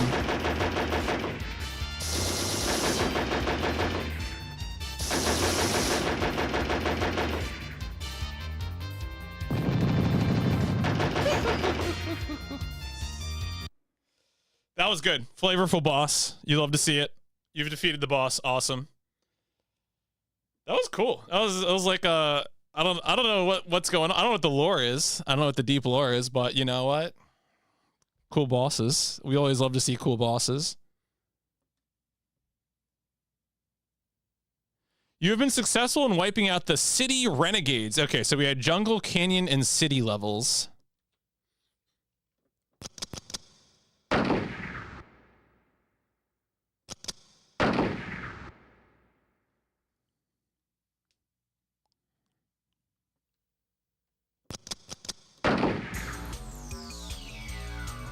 Oh?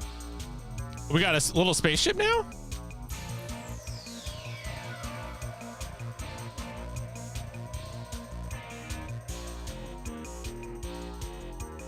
Get out of here, Tap. Get out of here.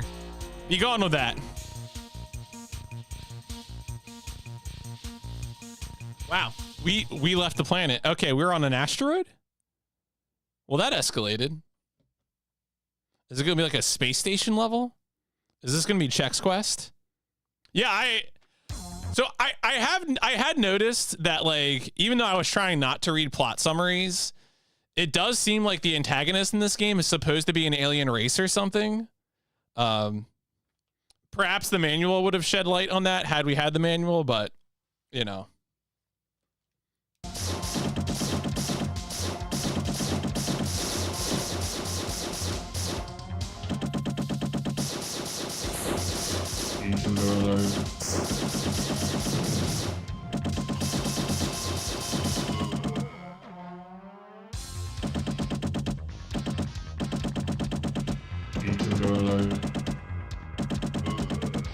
God, I hope I get some better weapons soon.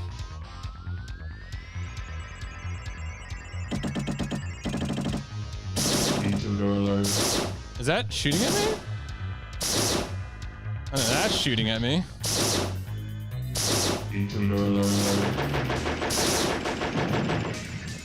Okay.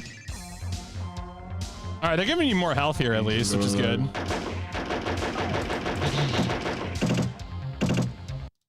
Yeah, why didn't I get the ray gun, right? Yeah, I agree. Alright, whatever. Medipack. Yo, is that a mech?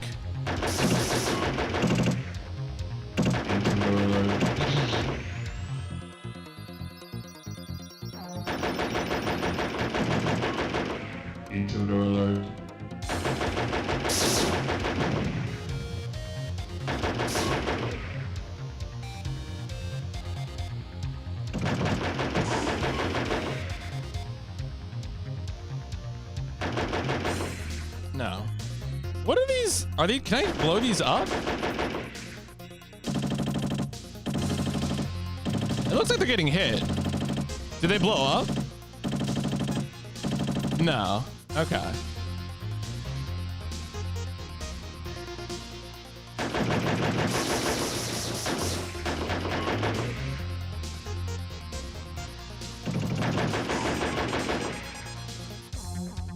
Cool song though.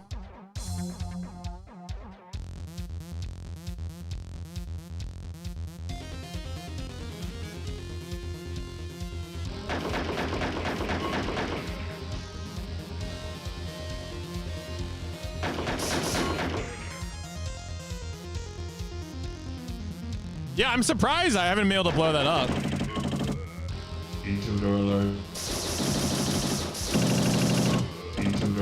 Ah, shit.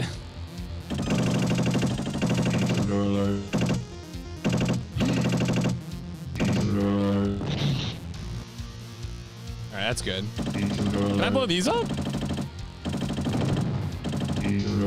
Yeah. Same as ever.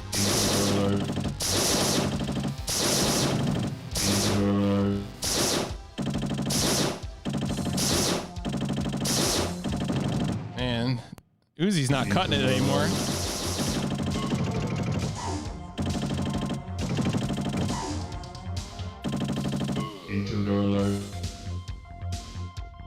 Go left.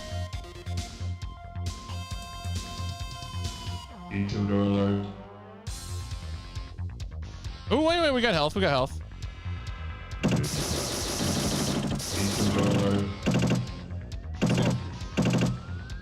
I'm gonna go the other way. Maybe it'll be also drops over here. Ah, see? I knew it. I knew it.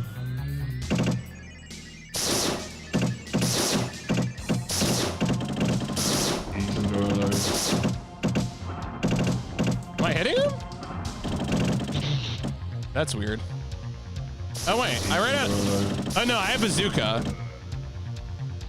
Why is it? I thought I picked up. I thought I picked up something else, but. All right, whatever. All we got is Uzi. That's all we got to work with here.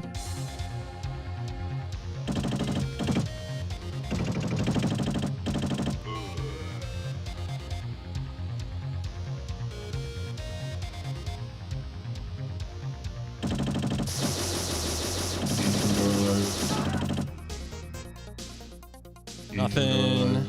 Damn.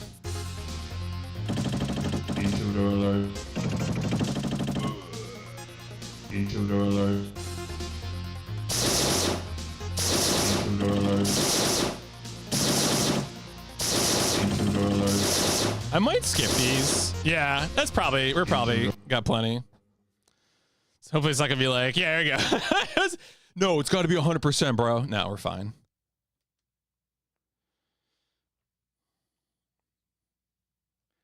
I imagine the space level is probably the final level.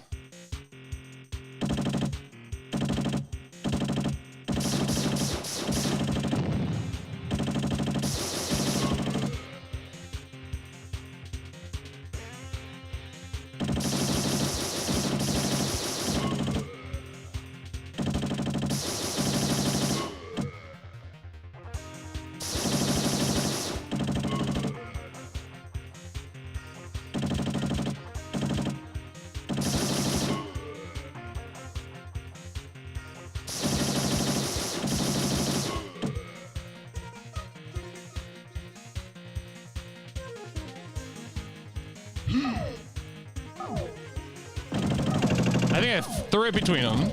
Good job, me.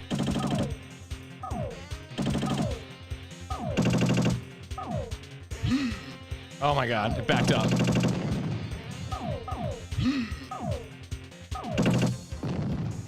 Did I do it again?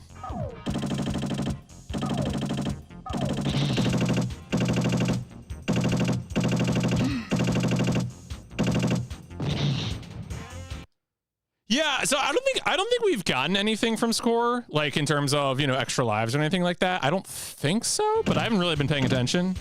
I'll be honest. Can I go? No, I can't. Okay.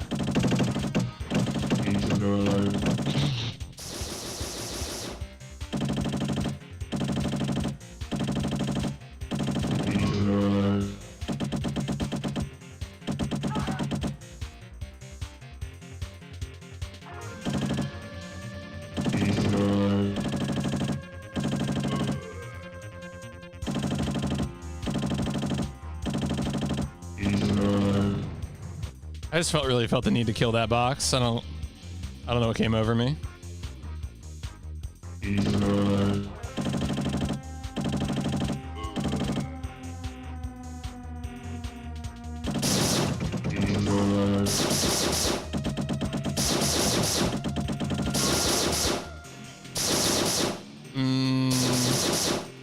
It's kind of hoping for maybe.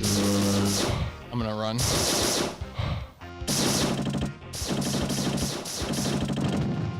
Ow. Oh, the explosion killed me.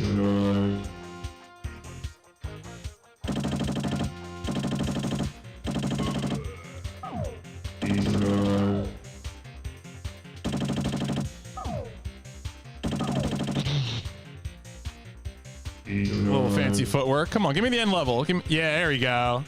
Sneaking out of here with pixels. Yeah, crush the enemy. Let's go. Let's go.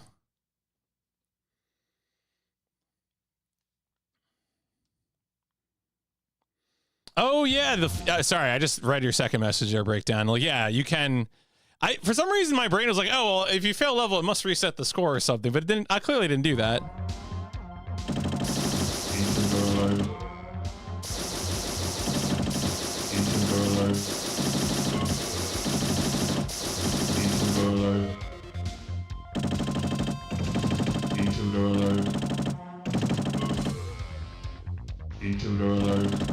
They're really making me do this with just the Uzi.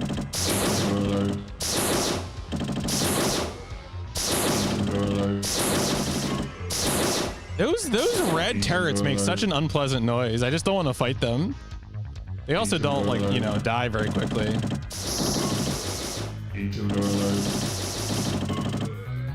Is there any secrets over here? Oh, maybe. There's boxes. And I guess I can't get around them.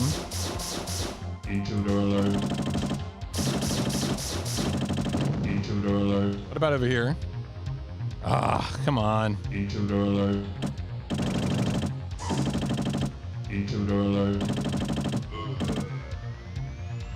Oh? Is that like a ninja? Like a scientist?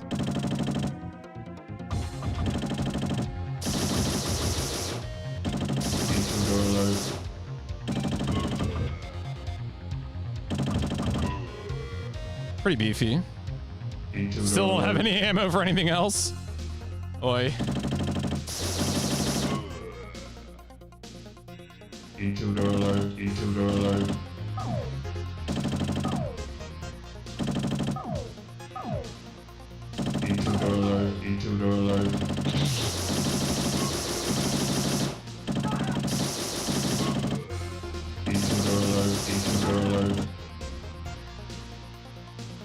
I would love to use grenades a little more, but like the animation for throwing the grenade is so long.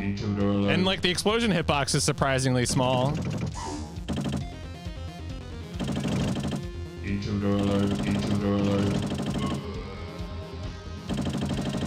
How far away can I shoot this from? As far as they can shoot.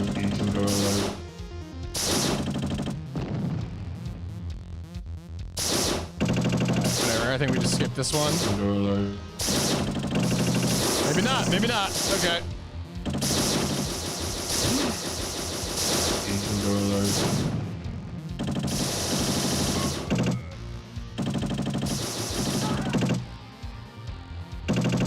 Hit the ceiling. No. Ah, all right. See, again, you just get stuck way out. Oh, it buffered my grenade throw through losing a life. Tragic for me.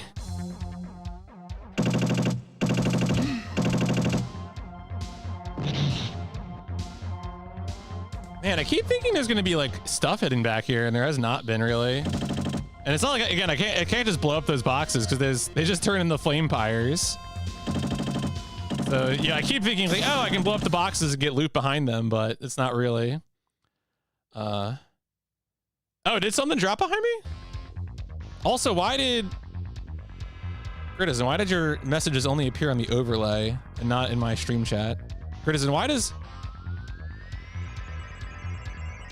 YouTube chat hate you?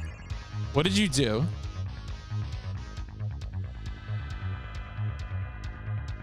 All right, well, whatever it was, it's gone.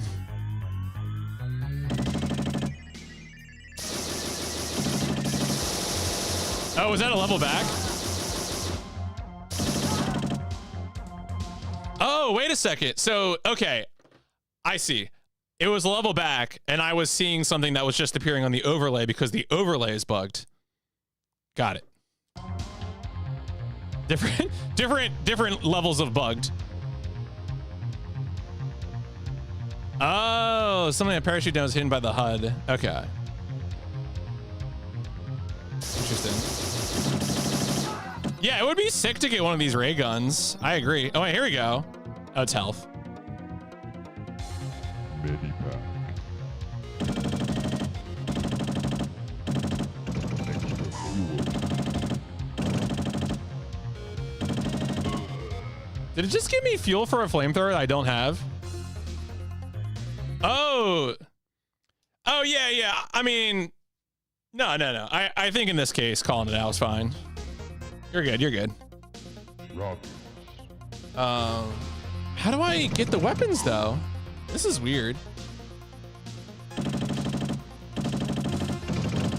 I feel like I missed a room that had all the weapons for this world or something, you know?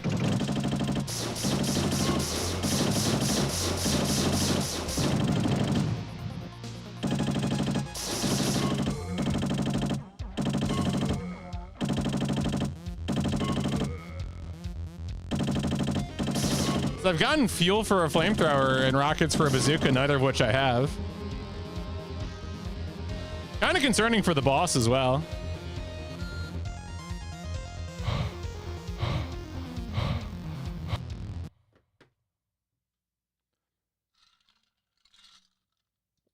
You have crushed the enemy. You do love to see it.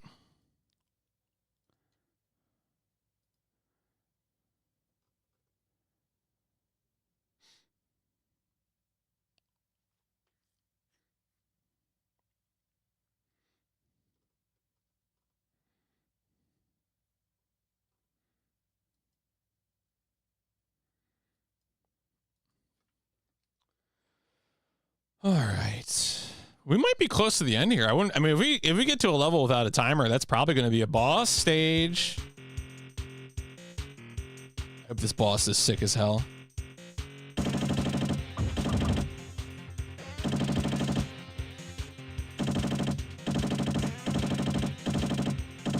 What? What? Come on. There we go. I mean, I think it's just a short game. The speedrun is like 20 minutes long.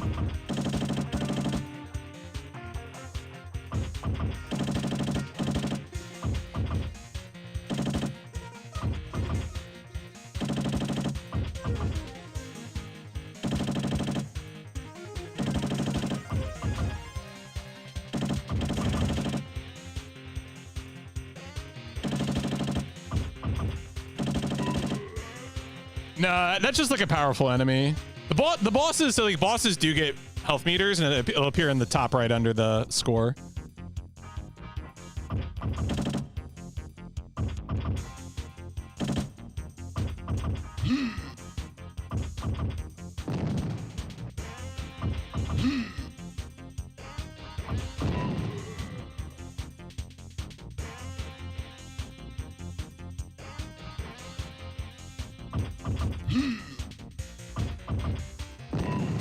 Oh, no. Okay, it was one grenade. I thought maybe it took 2 grenades.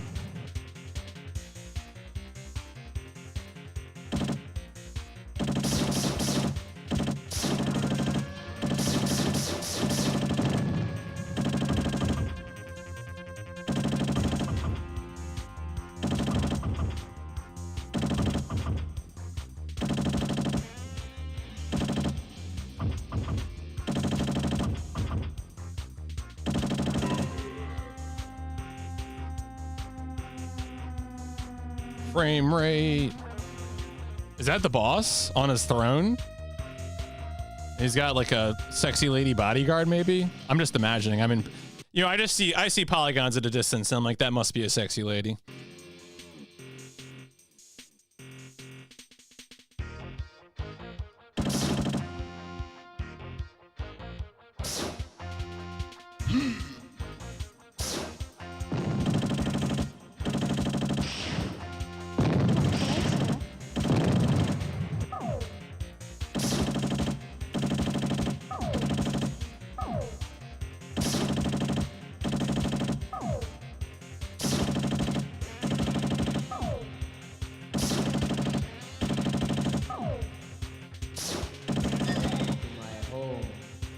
Oh, shit. I got trapped inside the boss.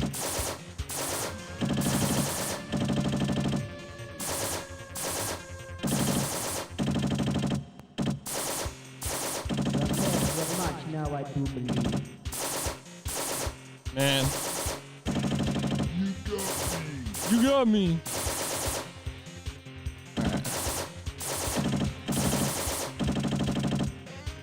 Oh, he has like weird vulnerability. Now I do believe.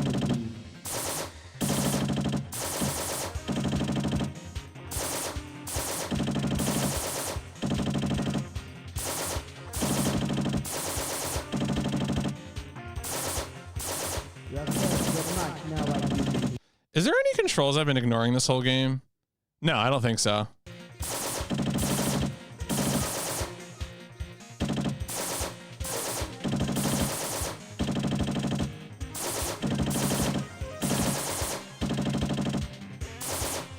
Oh shit. Now I do believe.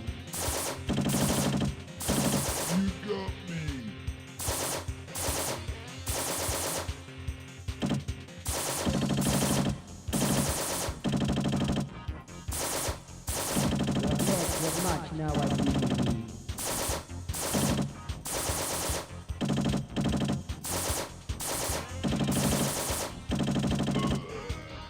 Okay. Oh, we got a final phase. Oh shit.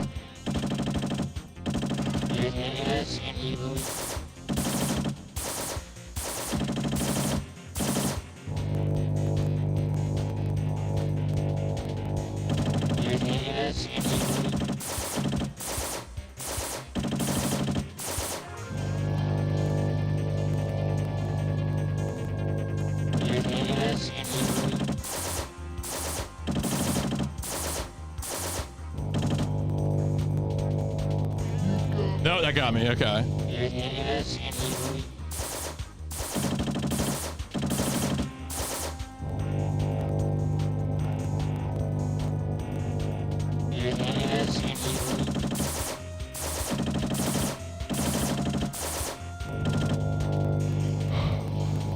Oh my god. Okay. Note to self, that deletes you. I just have to back all the way up for that. Thank God I have all these lives. No, no, no, no. No, no, no. Oh, get away from him. Okay, yeah, don't bump into him. Whew, okay. Is that GG? You have defeated the boss. Awesome. You have been successful in annihilating the alien mothership. Okay.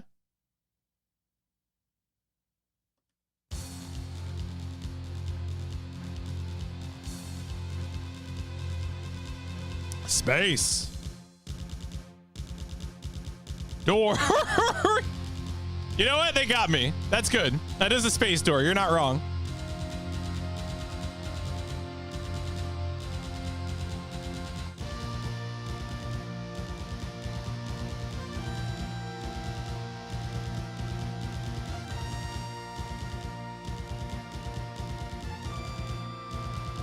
Doors in space. Well, that might, I think that was the alien. Was that a base? Or was the starship, the mothership, was that the rock? I wasn't sure if the aliens like stole something, like they stole a base. I'm half expecting the Earth to explode. You have rid the planet of the evil Titus E. Mulderhide and his band of avaricious criminal forces. The alien mothership has been destroyed and the Earth has been rid of the destructive powers that have consumed us all if you had not intercepted them. Period. Lowercase y. You have earned yourself 2 months R&R until your next mission. The Lone Soldier Team. GG. Yeah, what about the missing nuke that they stole at the beginning? Ah, whatever.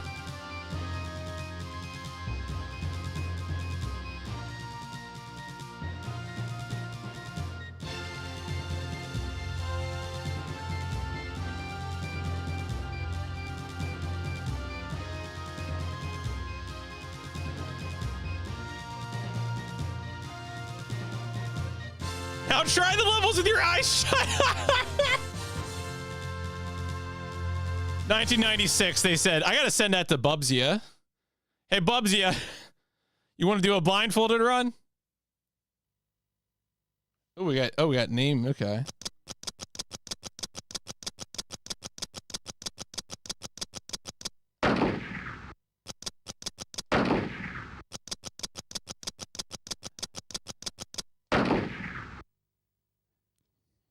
That's pretty good.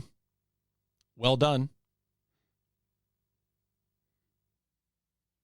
Score. Yeah, that's the high score.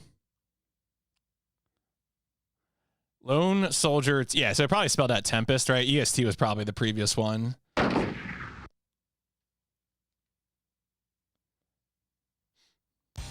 Cool. All right. Well, let's wrap this one up.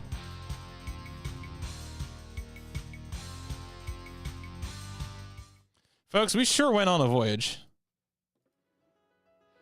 God, what am I gonna genre this as? Do we need a new genre? I mean, we could do action adventure. We could just do action adventure.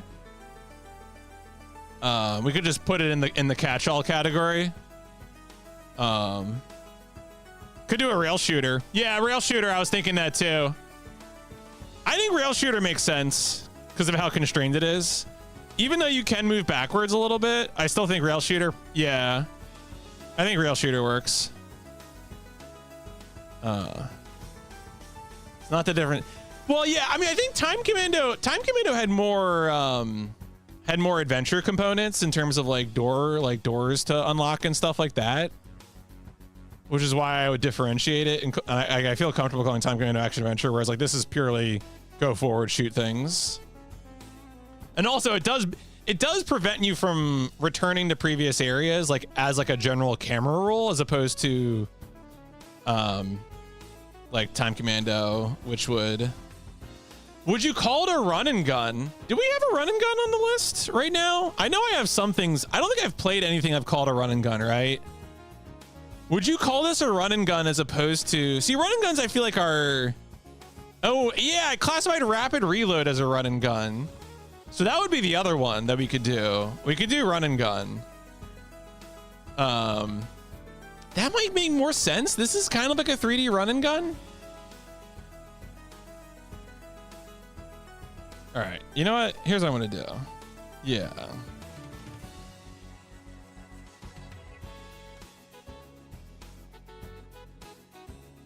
think it's run and gun. Here's what we're gonna do. We're gonna employ democracy and Pip here. I'm gonna do a poll. I ran and gain. That's right. All right.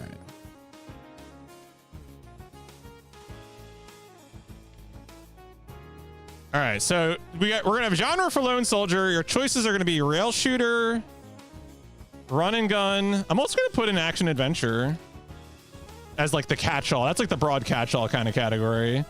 Gonna run this for 2 minutes. This is gonna be in the Twitch UI. So if you're on YouTube, I'm sorry.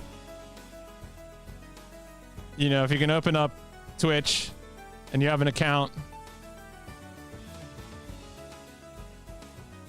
I think I'm leaning towards run and gun, but like truly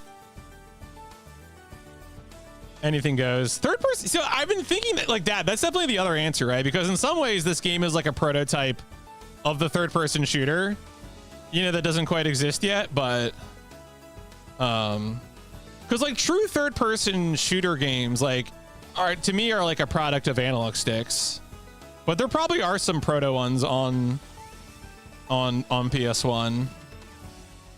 Leaning pretty heavily run and gun here. What I think I gave rapid reload a 1. I'm pretty sure I gave that a 1. Rapid reload, aka Gunner's Heaven. Is it apostrophe S? I don't even remember.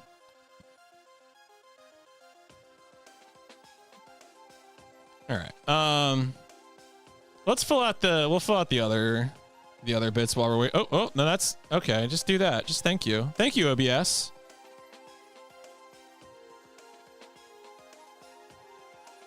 All right. Okay. Let's see here. So anyway, we beat the game on 7/18/2026. Did so in 1:25:55. We were in a city, but there are no sewers, no brands. We did destroy wheeled vehicles. Absolutely, war on cars. No, nothing. They did not announce the title. We did not use sheets, and there were no human faces. Played on normal difficulty. I think the only failed the train, like the city renegade train level a few times for not killing enough enemies. All right, yeah, so we're going run and gun. Anyway, you know, good amount of enemy level variety.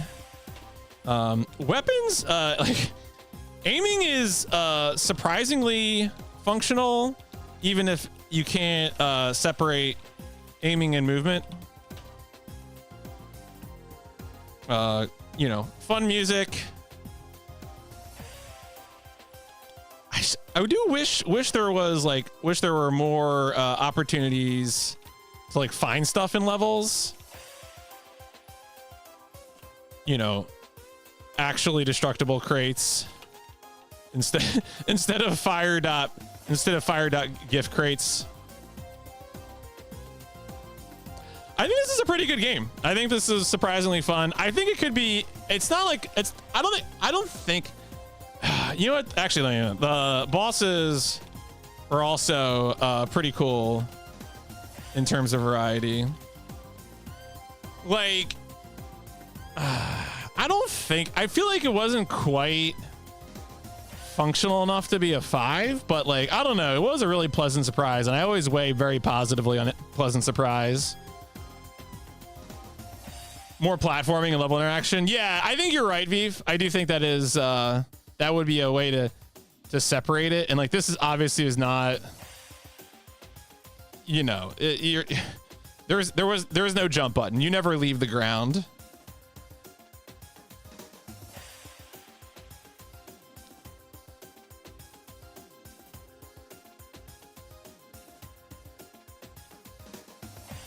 I think I'm gonna call this a 4. I feel like it was like a little too crusty in some ways for me to call it a 5, but definitely a pleasant surprise.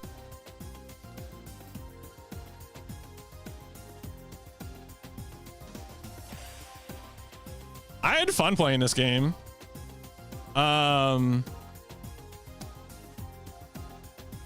I am going to watch the speed run with a consideration for running it after this. So, this is not part of a series, and we will play other games from Tempest Software. So, we'll be back someday to compare this to Excalibur 2055 AD. All right, what did this do to... This did stuff to the leaderboard. All right. I think Galaxy was our big winner here. Yeah, look at that. Galaxy moving up the board. Why am I here? Still in the lead. 5 people deleted by Lone Soldier. Paisley picking up a 3. Goomba moving up to, of course, Goomba didn't play this game. Goomba only playing North American Library games. But certainly this, you know, do we have any other people who guessed 4? Oh yeah, Sam and Dave. So, you know. Yeah. So you definitely a big victory for you here on this one. So a little condensing at the top. So I think previously, like, Why Am I Here and Paisley were separated by 2 from the rest of the pack. And now we have some condensing of the lead. Things are still pretty spicy up here. But yeah, so I think at this point, you know, we got Psychic Force. That's a fighter. Tunnel B1 is like a first-person shooter type game.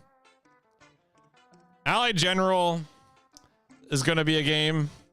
I'm very curious to see if that's going to be much more enjoyable than Panzer General was. Mortal Kombat Trilogy is, I don't have high thoughts about. Maybe it'll surprise me. Who knows? The first fishing game of Pip. Slamscape, that I want to believe in Slamscape. I really want to believe in Slamscape, but I don't know if it'll be good. Goomba does not like that game.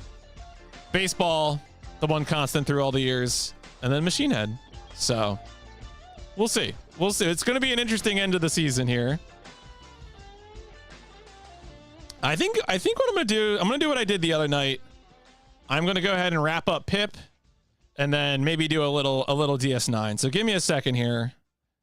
And let me first off say that this has been game 222 of the PlayStation Instrumentality Project, Lone Soldier. It was pretty good. Fun game. All right, folks, give me a second here. I'm going to, as I said, switch over to just doing a little DS9 derust investigation.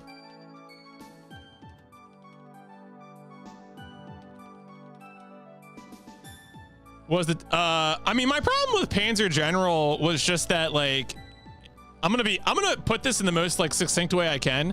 It wasn't very entertaining. I feel like for me to get into a strategy game, I really want like I want, you know, some like fun animations, like fun level scenarios, and it felt like very repetitive and it felt very punishing, which, you know, maybe is the right flavor for like a good, like a serious war gamer. But, you know, I want,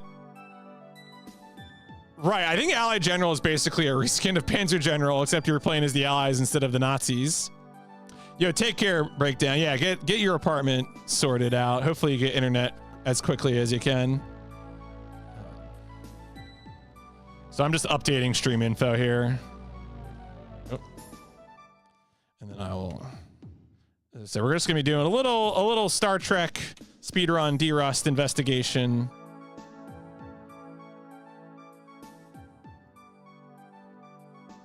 And we'll wrap up, just to do a little hour or so of that. General series are very dry series. Exactly. Yeah. I mean, that's why I kind of, you know, I want to like try and peek in the best I can, but you know, the general game, as opposed to like Romance of the Three Kingdoms or something, which which is like definitely, I think, more flavorful for your general level gamer. Like I enjoyed Romance of the Three Kingdoms. I enjoyed XCOM. I expect to enjoy Command and Conquer, but those all have like an entertainment factor to them that is not really a part of something like Panzer General or Allied General. Maybe, I know Fantasy General gets a little weirder, right? That's like the fantasy flavor one. So, all right, let me go ahead, end the music. All right. Enjoy play Avalon Hill games, right? Yeah. Because at that point, you know, it's war game, but you know, it's that thing where you play an electronic version of something that does like the labor of like the annoying part for you.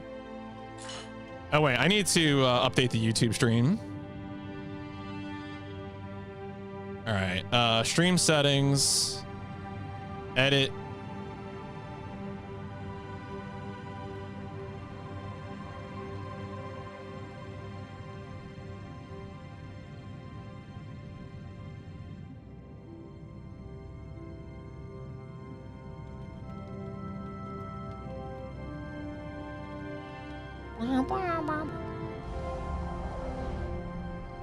All right, updated stream info.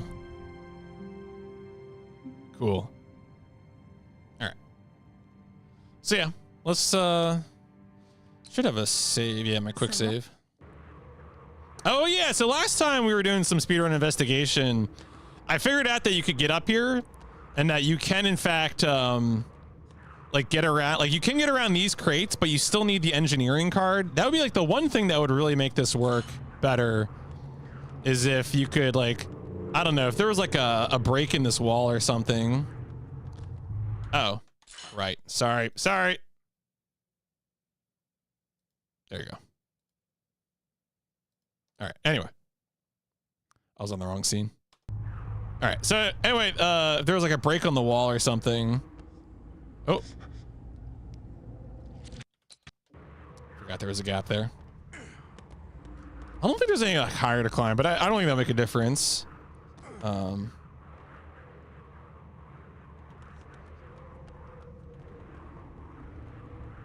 wonder if there's anywhere.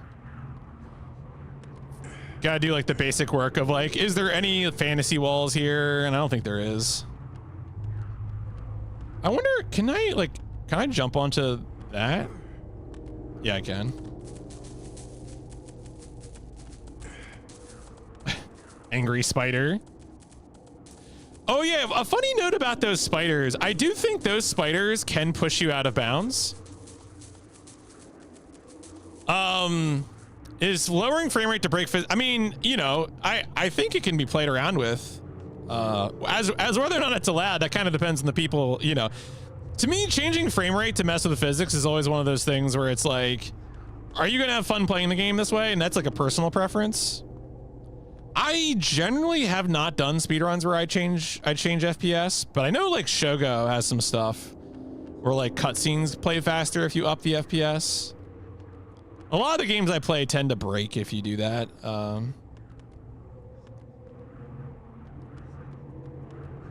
So it's like, you know, it's very specific usages. Oh. Yeah, she has the RoboCop. What was it? The thing about RoboCop, right, was like the ticks of like flame damage or the explosive damage, and if it's like the high frame rate, you just take 1 billion points of damage. There is a death plane out here, which is really upsetting, because I would love to like walk out here and see stuff, but anyway, I think we're just gonna progress to the next level at this point. I feel like I've taken my swing at this level, and I think I do have, yeah, the engineering card now. Seconds with tick, yeah, it's per frames, right, yeah. What's interesting though too is if you haven't moved this box, it doesn't spawn the enemies in here, but you can still proceed to the next level.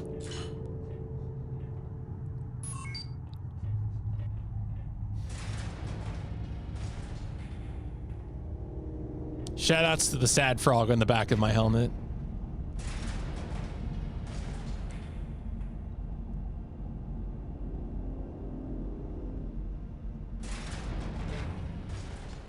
Ooh, I love it when you go to that load zone, he just slides away. All right, so this level I think there's not too much. I think there might be more mines here, which is one thing I want to check for. Yes. So we use a mine. If we use a mine in the previous level, we can get more mines here. Which is, so that means we do have like a little breathing room to, we also want to pick up as much health as we can because there's an opportunity to, you know, you do a triple mine jump if we want to. Yeah, so we need to get this. We just have to do a bit here where we activate this drill. I don't think there's another way to get through here without breaking it. Yeah. So we put the inductor. Oh, it's on the side. That's right. Yeah. And then the control panel's here.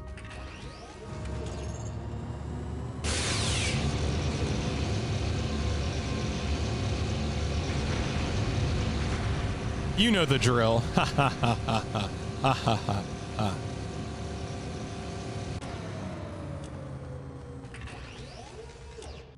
Oh yeah, Cisco has the version as well where he gets hit by these stupid birds. Obviously, of course, the speedrun, we're just running through here. I'm just looking around for anything that seems funny. This is, you're going to the temple right now in the Dorado mine, which is this structure that everyone ends up at. So the goal here is we're trying to get up to that stone pyre. Let me make a save here. Rich tradition of fucked up translations and I mean, hell yeah. All right, what do we got here? Oh, I gotta memorize the stupid, yeah, I'm just gonna poke around in the temple for a bit, just like look for any funny. So, you know, Cisco comes through here. I think the other characters enter in through here. I wonder, oh man, I wonder, could I go in through here? I just made a save, so let's see if I can get down here. Maybe? There's probably, I mean, I don't think there's gonna be a death plane down here. I just gotta find a place where I can, oh, well, not like that, jeez. Come on, Cisco. You know, is Star Wars when there's an upper of the Death Star and like maybe it's a drill, but it's trying to, I think about all the time the Grandia HD release, where in the German release, like you know when you like hit or miss an enemy, it would say hit or miss, like, you know, in English, and then in the German release they messed it up, and so whenever you missed an enemy, it would just say Fraulein, which I never get tired of thinking. It's like my favorite. I love that one. So good. All right. Come on. Fall down. All right. Now, is this going to be... There's nothing else I can fall on here? Maybe I can jump over to that doorway. There we go. Okay. All right. So we can come down here. There's no death plane here. Probably can't get over to that cave, but I don't think that cave would be interesting to us. So right now what I'm trying to check is like, is there an alternate way in here in which I can skip that one door? And like, they don't expect us to come that way. And so like, if we can quickly get down here, would we be skipping stuff?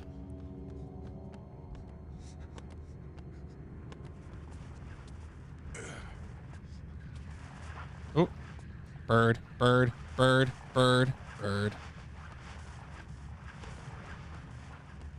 So let's see. Are these active? Okay, so this door is still active. Well, that's annoying. All right, so I guess they're kind of like they left it in. That's funny. Yes, Agent Orange. Yeah.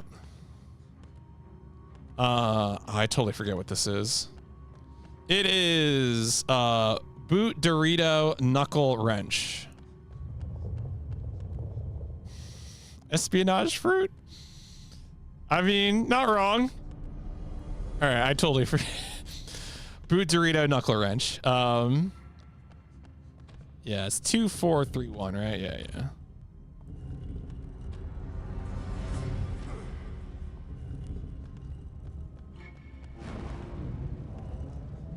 So I think this is this, that's the way we want to go. This is, just trying to remember my way around here, looking for an alternate path.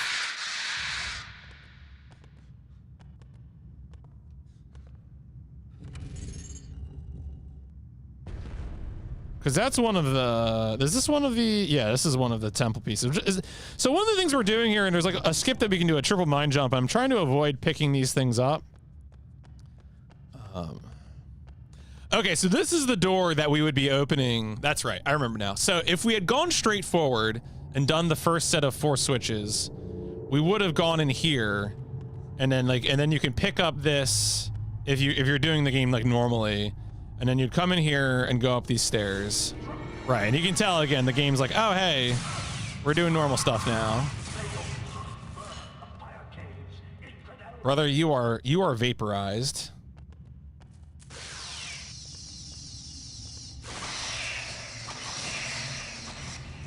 Alright. So again, if we do, I mean that, but the thing is we just end up doing a different door switch, which kind of makes that, I think, less interesting as a way to get up here.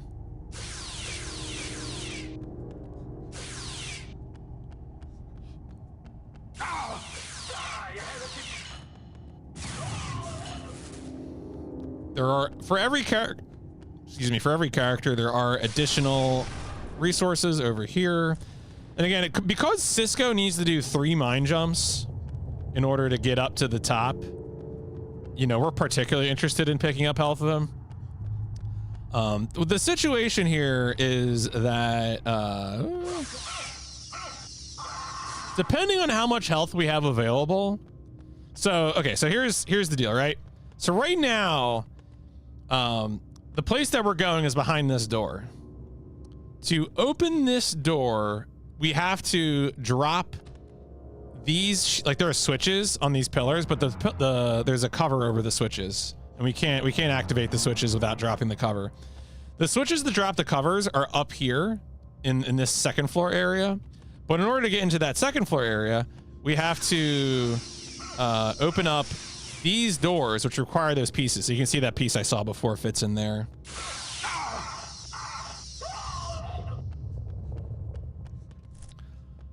And so the basic idea is that if you have the health and the mines to do 3 mine jumps, you can jump up to that with 1 mine jump up to that with a 2nd mine jump, and then there's a further ledge back there that's a 3rd mine jump that you can do.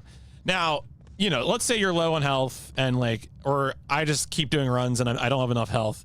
You can, of course, grab one of the pieces and then just open this door, right? And then just do 2 mine jumps.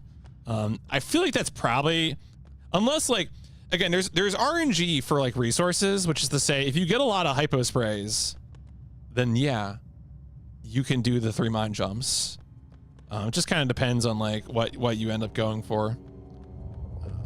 I'm gonna load the save. I'm just gonna spend a little time reminding myself of different things. I actually want to go to the left.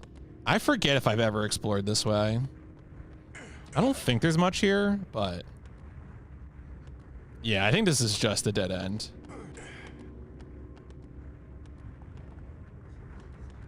But I want to know. Oh, I can't even like stand on that. Boo.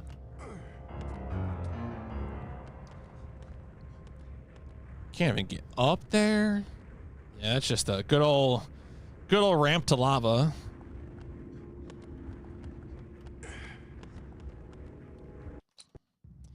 Yes, I guess the answer there really is just that we end up, is this door open here? Yeah, it is. Okay. But yeah, there's nothing down here. Can I mantle on that? Ooh, I can. Can't climb into it, of course, but look at this lava. I'm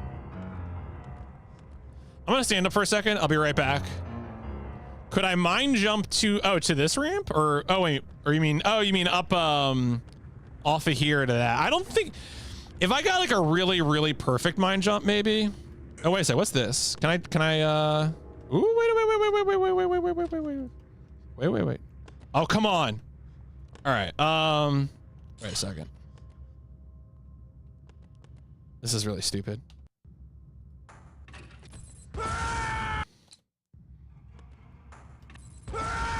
Yeah, I think that means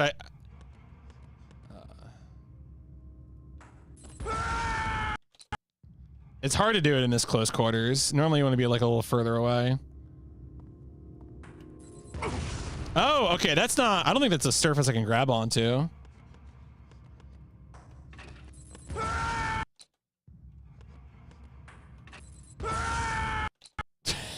Whoa!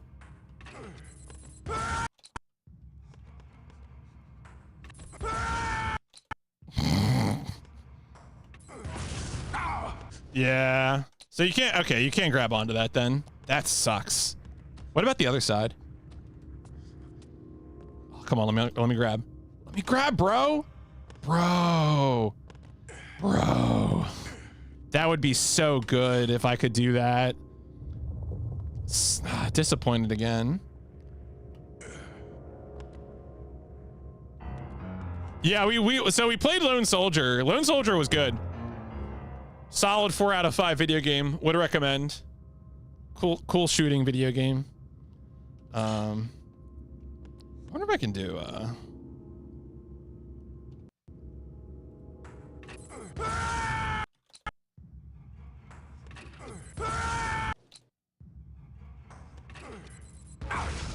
yeah, I don't think that's hard to get that height.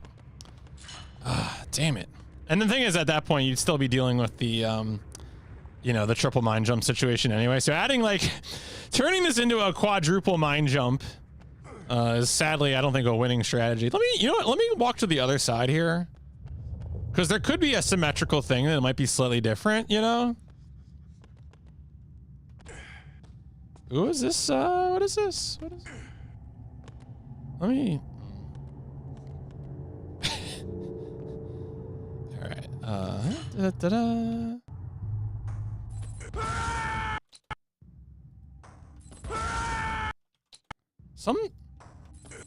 Okay, alright, I think it's because I'm stepping on it. I always forget how these actually work. Oh, I don't think, okay, can I not? I might need to go up there and just see if I can mantle onto it, period.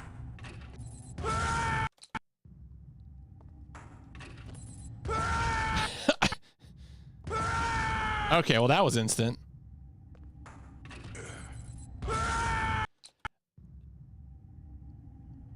You know what? We'll just walk to the other side. Oh yeah, this doesn't look grabbable at all. You know, come on, bro. It's a ledge. Just grab onto it. All right. Why you gotta be so picky? I wish there was something else I could do to.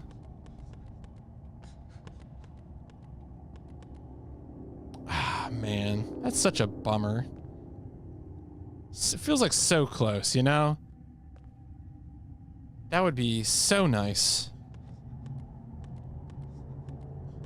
All right. Let me just look around for anything else I'm ignoring. Oh.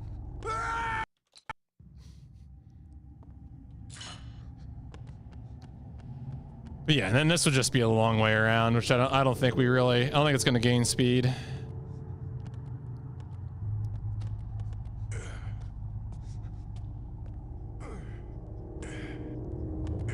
I wish I mean, it would be so cool if we like bunny hop in place and I don't know, gain height. But unfortunately, bunny hopping mostly seems to be good for gaining speed.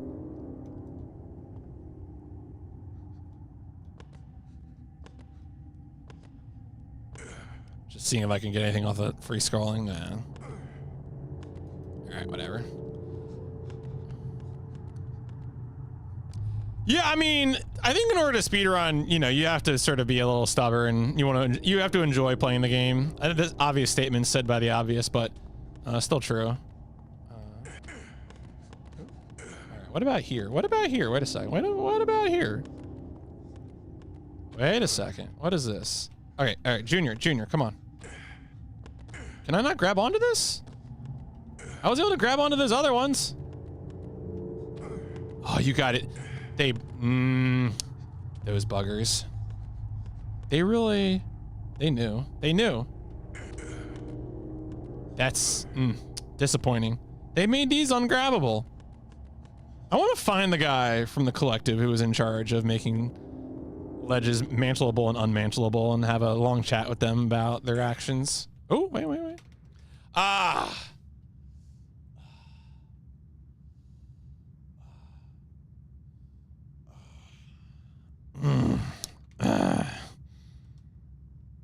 Of course, this broken column you can grab, but you can't climb up.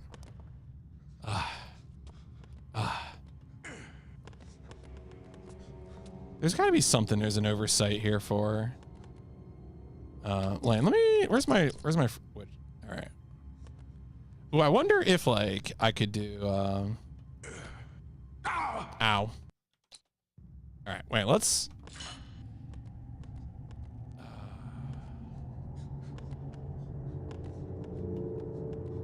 welcome to my exciting. Oh, yeah, there we go. Sick jumps.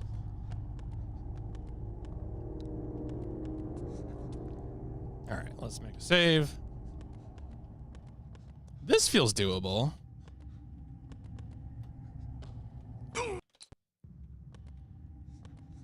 I don't know how like easy it is to like twist an air and grab. It just feels like that surface at the top of that would be, that's been grabbable in a bunch of situations.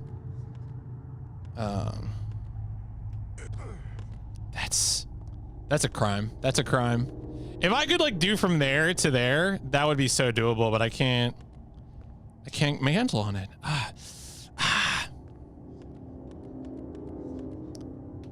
Okay, let's try to do some mind jumping here. Okay, that was pretty good height, and oh, wait. Oh, I can't go up.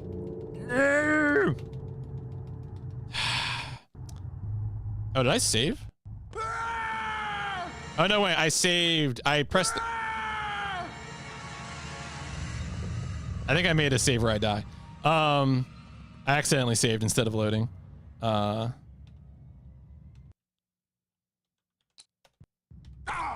right, I used health while falling.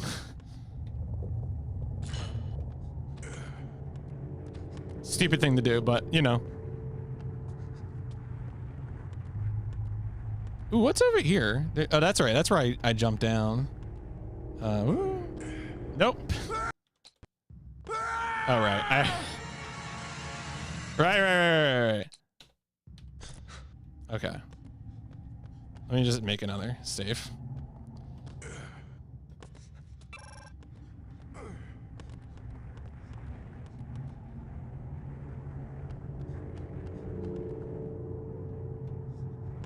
Okay, can I really not grab back onto that? All right, so I would have to, I don't think I could make that jump anyway, so I'm not too worried about that. All right, all this sucks, right? Someone spent time right here in this location making sure that you couldn't mantle onto these. And that person is my personal enemy. Of course, you can mantle onto this, but then you cannot mantle onto this. If only we had like enough like control to like, I don't know, like scoot around to the side and jump onto something. I would also really, oh man, I keep looking at this like pattern and being like, what if What if you could just like shimmy, you know, but there's no actual ledge here. So that's also tragic. Yeah, I think this one might be locked down. Hello, I have a Star Wars question. Sure. I can answer a Star Wars question.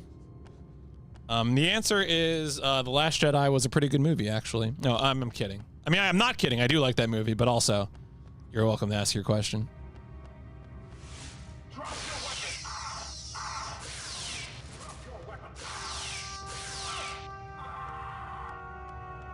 All right. Let me look upstairs a second.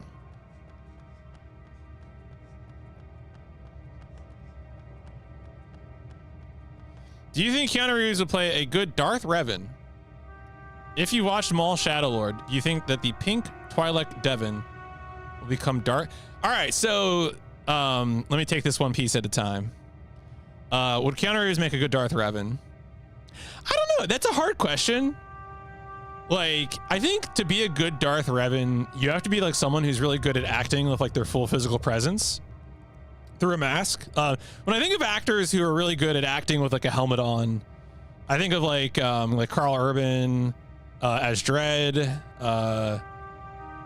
Pedro Pascal as the Mandalorian. Not that I'm like super hot on all of the Mandalorian. I haven't seen the movie, but like, you know, I think he does a good job. Could Keanu Reeves do that? I don't know. I think, you know, he's got the frame for it, right? Like Keanu Reeves is tall enough. Maybe. I would have to see that. I'm trying to think of any movies that Keanu Reeves has been in where he's like had a helmet on for an extended period of time. I can't think of any, but I don't know. I haven't seen all of his stuff. And then I have watched Maul Shadowlord, but I actually don't know who Darth Talon is. What is Darth Talon from? You're gonna have to educate me on that one. Christian Bale would be good. Am I excited for the I think I fell off Spider-Man with the last whatever the multiverse one was, where they brought back the other Spider-Men. I was kind of cold on that movie, so I feel like I'm having trouble getting excited for another Spider-Man movie. Like I watched pretty much all of the Marvel movies up through like Endgame, and I think since Endgame I've been kind of like, yeah. Oh, is that like available? Like obviously they haven't made anything of it. When you say George Lucas original sequel, so we're not talking like old Star Wars EU like Timothy Zahn stuff. This is like a leaked like draft or something that was like George's vision for. So wait, and George also brought back Maul? Or like, I guess actually to have an apprentice, you didn't need to bring back Maul. Maul could have had an apprentice during Phantom Menace. Interesting. Star Wars, I like Star Wars because of like all the conflicting canons from all like the different eras. I think that makes Star Wars a lot more fun than like there is a singular like reality of Star Wars. I recently read the Timothy Zahn books for the first time, and I thought those were really cool. It's from a comic book series that was in the future. Okay. George likes Rikoshi Sa. I mean, look, that's fair. I mean, isn't that the whole point of Mara Jade? That like they made Mara Jade as like a hottie for Luke, and then we're like, let's put her in stuff, and that's why Mara Jade's in like Masters of Terrascasi and stuff. Hot, stormy Jedi. All right. There is nothing up here. There was like, I think there was like a little bit of loot. Do I have an item? I think that was ammo I picked up. All right. Anyway, what is the code for this door? Once upon a time, I would have remembered this. It is Dorito Knuckle Boot Wrench. Dorito Knuckle. Yes, I think going the long way around doesn't really have any benefits, tragically. We're also low on health now from goofing around, so. I'm gonna go ahead and, you know, hey, I'm doing the thing. I'm low on health, so I'm gonna pick up extra things.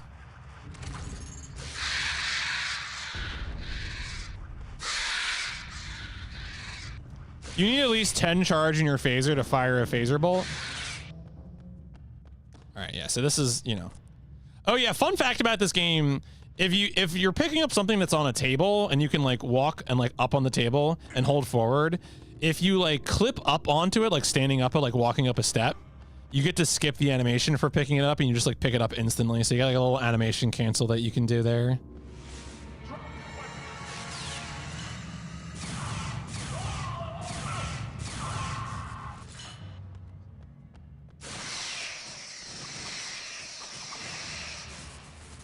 Never played this. Seems cool. Yeah, I think DS9 Tomb Raider is not a bad consideration. Yeah, it's a PC exclusive game and it plays like WASD mouse controls.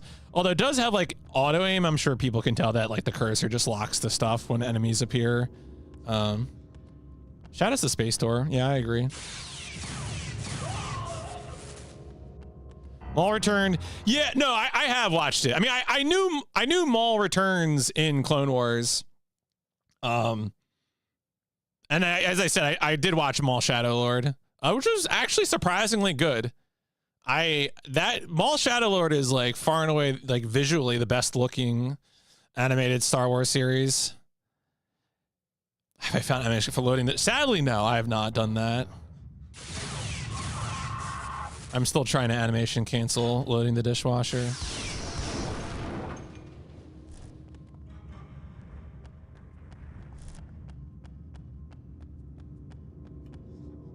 I gotta remember to practice bunny hopping.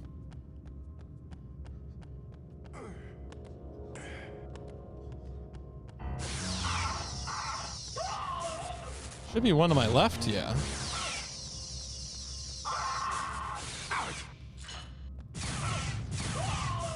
Oh man, so at this point, you know, we're so low on health that it would be difficult even to do like if I had one more hypo spray, I would be able to do it, but I'm trying to remember if there's another hypo spray. This is a good opportunity actually to check for more hypo sprays. Yeah, so there you go. Put the artifact in. I'm going to walk around and just check for additional health locations while we're doing the derust here.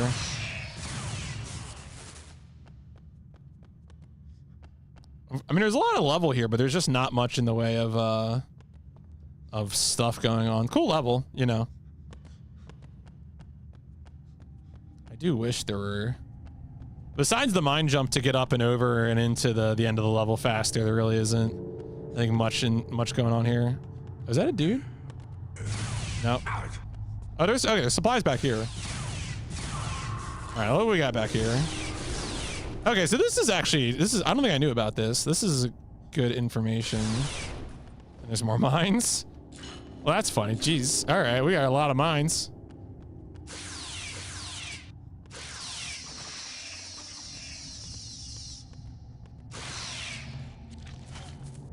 I always forget the spiders have a projectile. Hey, man. I really must have only hit him while he was in his... When he fully, like, goes no leg mode, I believe they are invulnerable to damage. I always hate it when they go no leg mode.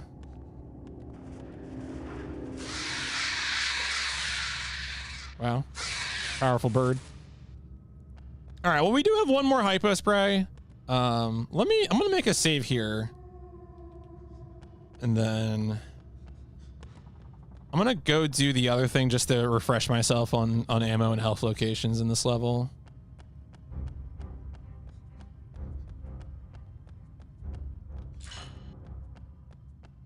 I don't think there's anything back here. So this is where we would get the other artifact piece to open the other door.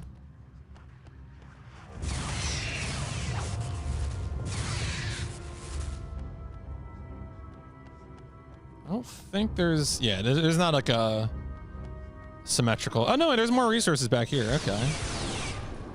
Okay. I mean, with this, you know, if you're coming over this way, you're already dealing with enough enemies anyway. But that other health location might be enough in terms of... like, yo, hey, I really need another hypo spray to make a jump. I feel like I'm gonna settle on double mine jump for Cisco instead of trying to do triple. You can tell too, getting this artifact piece spawns a lot of enemies anyway. Right, like that's a huge pain in the ass coming over to this location. So you really don't want to have to deal with this.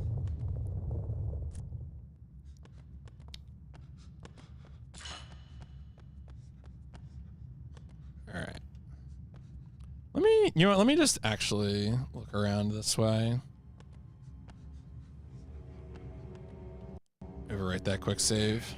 Just want to see if there's anything over here of interest. Ooh, nice little lava fall. You do love to see it.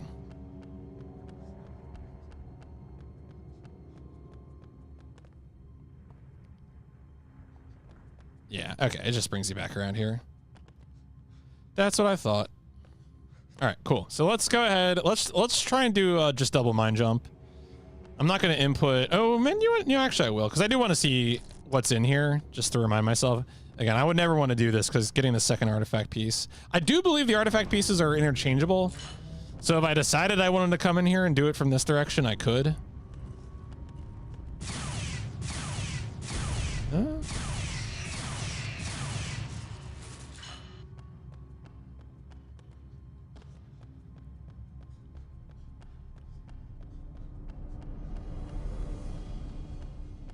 think there's a dude up here. No? All right, there's not. Cool levels though. Love the way a year 2000 PC game looks. It's just got that. It's got that style. All right. All right. Yeah. All right. We're gonna work on the. So just to illustrate what I was talking about before, if you like hit this button here, you can see it shows you that it drops the, yeah, it turns the statue and then it drops the cover, and those are the 4 switches that you have to hit to open that door. Of course, that takes forever. We don't want to do that. What's nice is that if you're Worf, you're actually tall enough to only need one mine, because you can do this. Whoa. Yeah, of course, hitting switches also spawns more enemies. Another reason not to hit switches. All right, so let's go ahead, pull the mines out. Yeah, Kira and Cisco need a little help getting up here, so. I think I was facing the wrong way.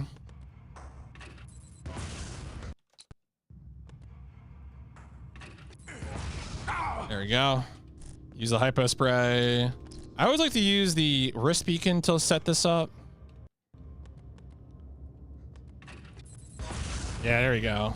I know what I'm doing. I've played this game before. And then I think the minimum amount of health that you can get through here with is 42.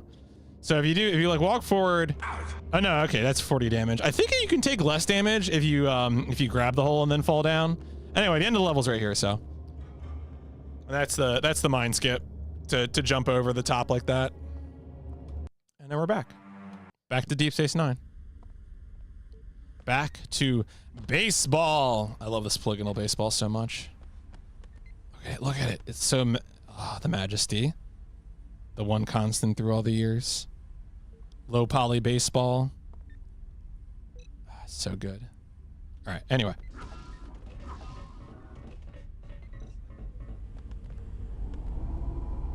Look, I just really like the low poly baseball. Please.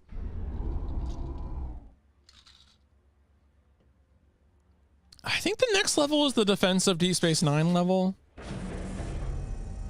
I believe. Actually, I'm going to check right now. The other thing I've been talking about, you know, in terms of derust and investigation, is that I also want to, like, you know, be ready to do like a run where on these you know, intermission levels where you can walk around and talk to people on the promenade. You know, one of the things that I could do as like pitch as an incentive for this game, besides the bid war between Cisco, Kira, and Worf, is like going and talking to people. I've completed my analysis of the soldiers' remains. They weren't beamed into the hull. Judging from the molecular disruption in their tissue and the surrounding metal, it appears the Cardassians and the bulkhead were struck by a concentrated spatial distortion field. The question is, what caused the distortion field? I love that the portraits are real time and reflect the direction the character's looking. I mean, a lot of what I'm saying is just like general game knowledge, so you know, you just gotta let it soak in. Is Quark here? Where's oh, there he is. When I heard we were expecting Cardassian visitors, it was music to my ears. At last, I thought, I'll finally be able to shift those crates of Kanar left behind from the Cardassian occupation. Imagine my disappointment when I discovered there were only 3 Cardassians aboard that big shuttle. And none of them drink Kanar! It's like my father always said. When you're looking to make a profit, you can't beat a drunk Cardassian.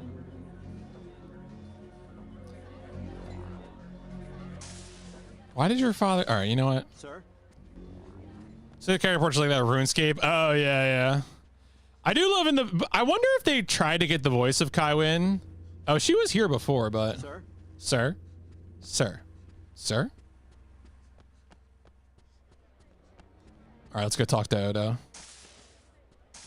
It surprises me that the Cardassians would send Carnelian Circle specialists to retrieve the bodies of 2 low-ranking soldiers, unless they weren't mere soldiers. On the other hand, if the Cardassians really are here to conduct an investigation, this might be even more serious than we think. And then, of course, the last character we can talk to, it's Bashir, Quark, Odo, and Garrick. Garrick? Oh, is he at the lunch? Where's Garrick? There he is. I presume the Carnelian Circle have come to retrieve their fallen comrades and investigate their mysterious deaths. I must say, that's quite a lofty honor for 2 lowly soldiers.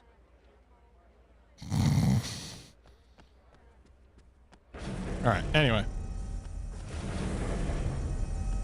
Pretty sure the Cardassians are attacking, and this is going to be the defense of DS9 mission. Yep, okay.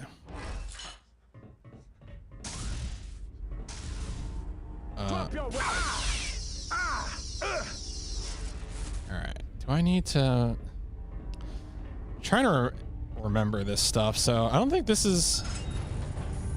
Right, so we opened the door there, but we can't get in there without a rebreather. I'm pretty sure. I'm gonna... This just kills me, right? Can I get through here? What if I was a gamer?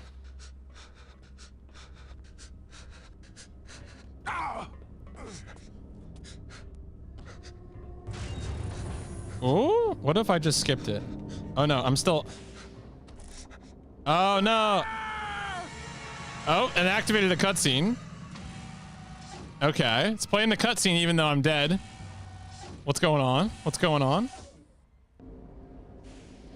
Oh, I'm alive? Okay. I'm dead man walking. All right. Ooh, I don't think dead man walking is useful in this game. I think we've found it before. If I had the... Oh yeah, that's right. You put the rod in here and you need the rod to unlock this door. Let's play around with this for a little bit.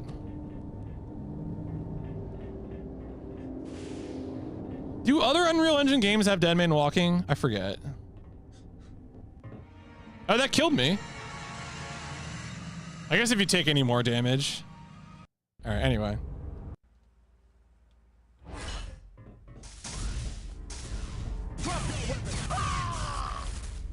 Okay, so we don't need the rebreather. Yeah, but unfortunately we do need, I think we do need that isolinear rod. Yeah, that's right. Deus Ex has some dead man walking stuff. Oh yeah, in order to open that we have to use this panel. No, I lied. Oh no, wait. Is it this one? It's this one. Yeah, okay.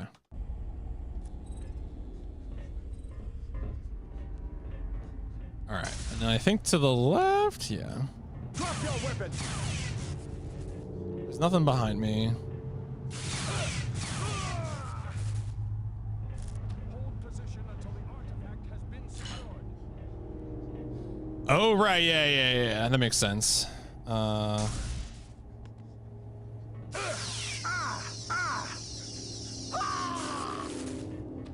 That is, yeah, that's disruptor ammo. Right. I think that's where you. So you need to come into the security office to access the ore, the upper ore, and then I think. Dax to Cisco. Yeah, this is where Dax tells us. Program has reactivated. Do I actually need to go that way? In sections of the station, they've been sent to neutralize any life form that isn't Cardassian. Keep your distance, Ben. Dax out. Oh, what do I need to do over here then? Oh, I think this is. Okay, I think I remember now. I think you have to use. You have to go that other way in order to move that mine cart. Otherwise, you can't get in there. Right, this is like, oh my god, a turret.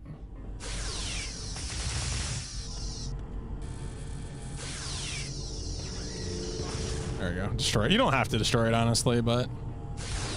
And that is just ammo, which I don't even think we need that ammo. Because in this level, once we get the disruptor rifle, like the disruptor rifle is all we care about. Right, so that moved the minecart. So yeah, you have to do two things. You have to get the security desk, and then you have to get the minecart moved.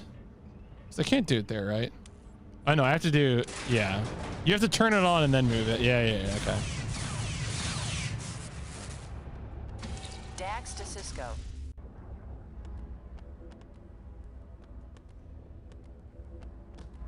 Do I actually have to?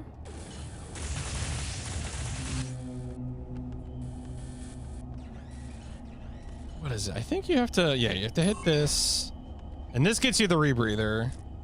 But do I have the, I don't think I have the rod yet. Oh, yeah. Okay, so this is an important bit of casual gameplay. But basically, in this game, there'll be force fields.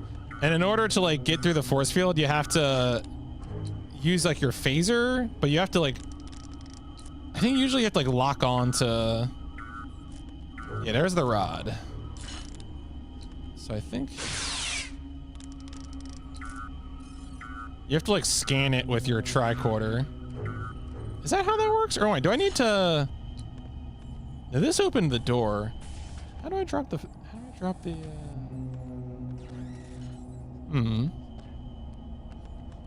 Oh, I'm forgetting now. I thought I needed to shoot through the force field. Because that's the generator right there. But usually, so there's usually a way to make your tricorder. It's usually left click, or is it right click?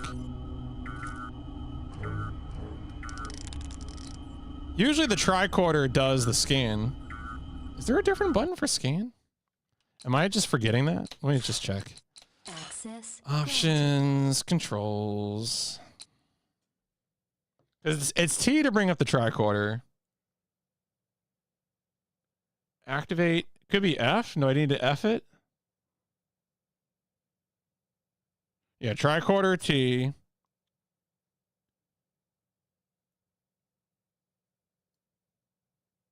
That might be it. I might just need to...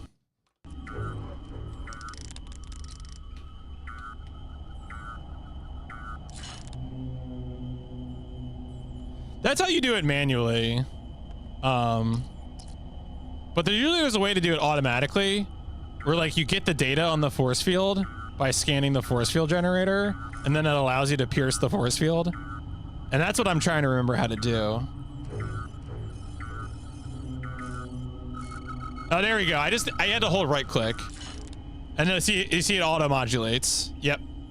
So I just had to hold right click. That was that's what I was forgetting.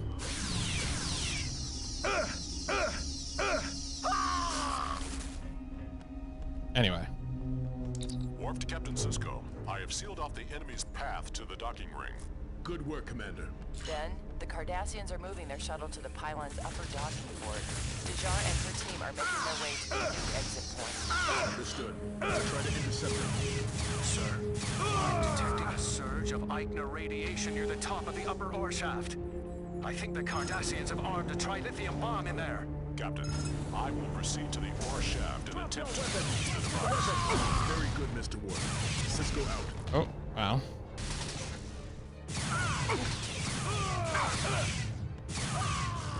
Ow. All right, well, I'm almost dead. Walked into a bunch of things there. Good job, me. I don't even need to go this way. When was my last save? I won't redo all that. Oh yeah, it was just here. All right, yeah, this is a good opportunity to redo all this. Oh, there was a hyper spray there. That's good. Okay. All right, let's quickly rerun through this. It's kind of unfortunate that like the one thing I really need, because I need the, if I just had the isolinear rod sooner than the rebreather, I wouldn't need the rebreather. I hardly know her, but. Drop your weapon! Dax to Cisco. The Cardassian security program has reactivated anti-person. Keep your distance, Ben. Dax out.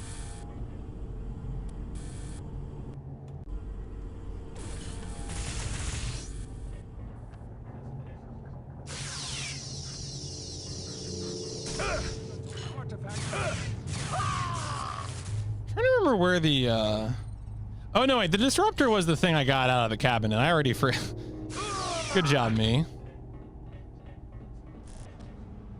Oh, I forgot to actually use the security office.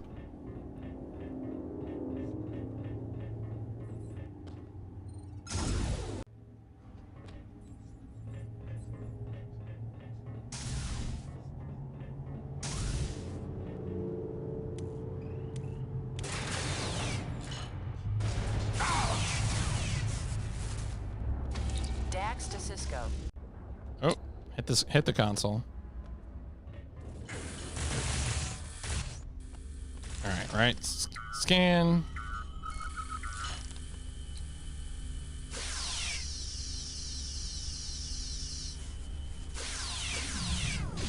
Oh. All right, note to self, don't run into it like that, you dummy. Right, yeah, there's the disruptor. That is on 5? Yeah, it's on 5. So now this is the weapon we'll use for the rest of it. The disruptor is really good. I don't know why the Federation can't have a weapon like this. Shaking my head, Federation, please. Upper docking port. Dejar and her team are making their way to the new exit point. Sir, I'm detecting a surge of Eichner radiation near the top of the upper ore shaft. I think the Cardassians are on to try to bomb. Captain, I will proceed to the ore shaft and attempt to defuse the device. Oh, I did kill the other guy. Maybe. Cisco out.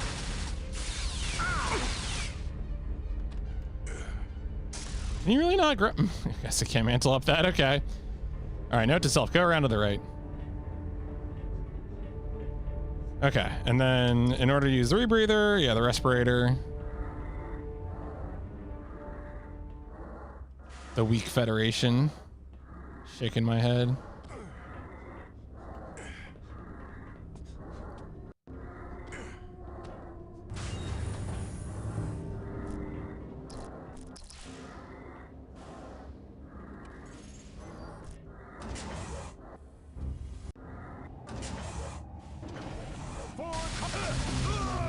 Of course, there's a mine there on the ground.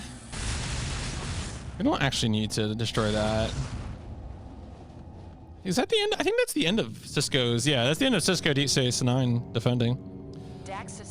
Maybe because the O'Brien actor would have been like a video game actor, because the original O'Brien actor does from TV does not reprise his role in this. So that's like a really high possibility.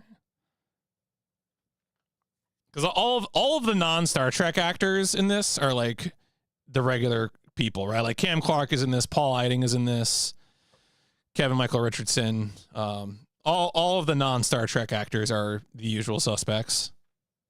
Tampering with powers she doesn't understand. And all right. On that note, I think that's gonna be. I'm gonna call it there. We got about 3 hours, and I got some other stuff that I need to get done. But Michael, okay, yeah.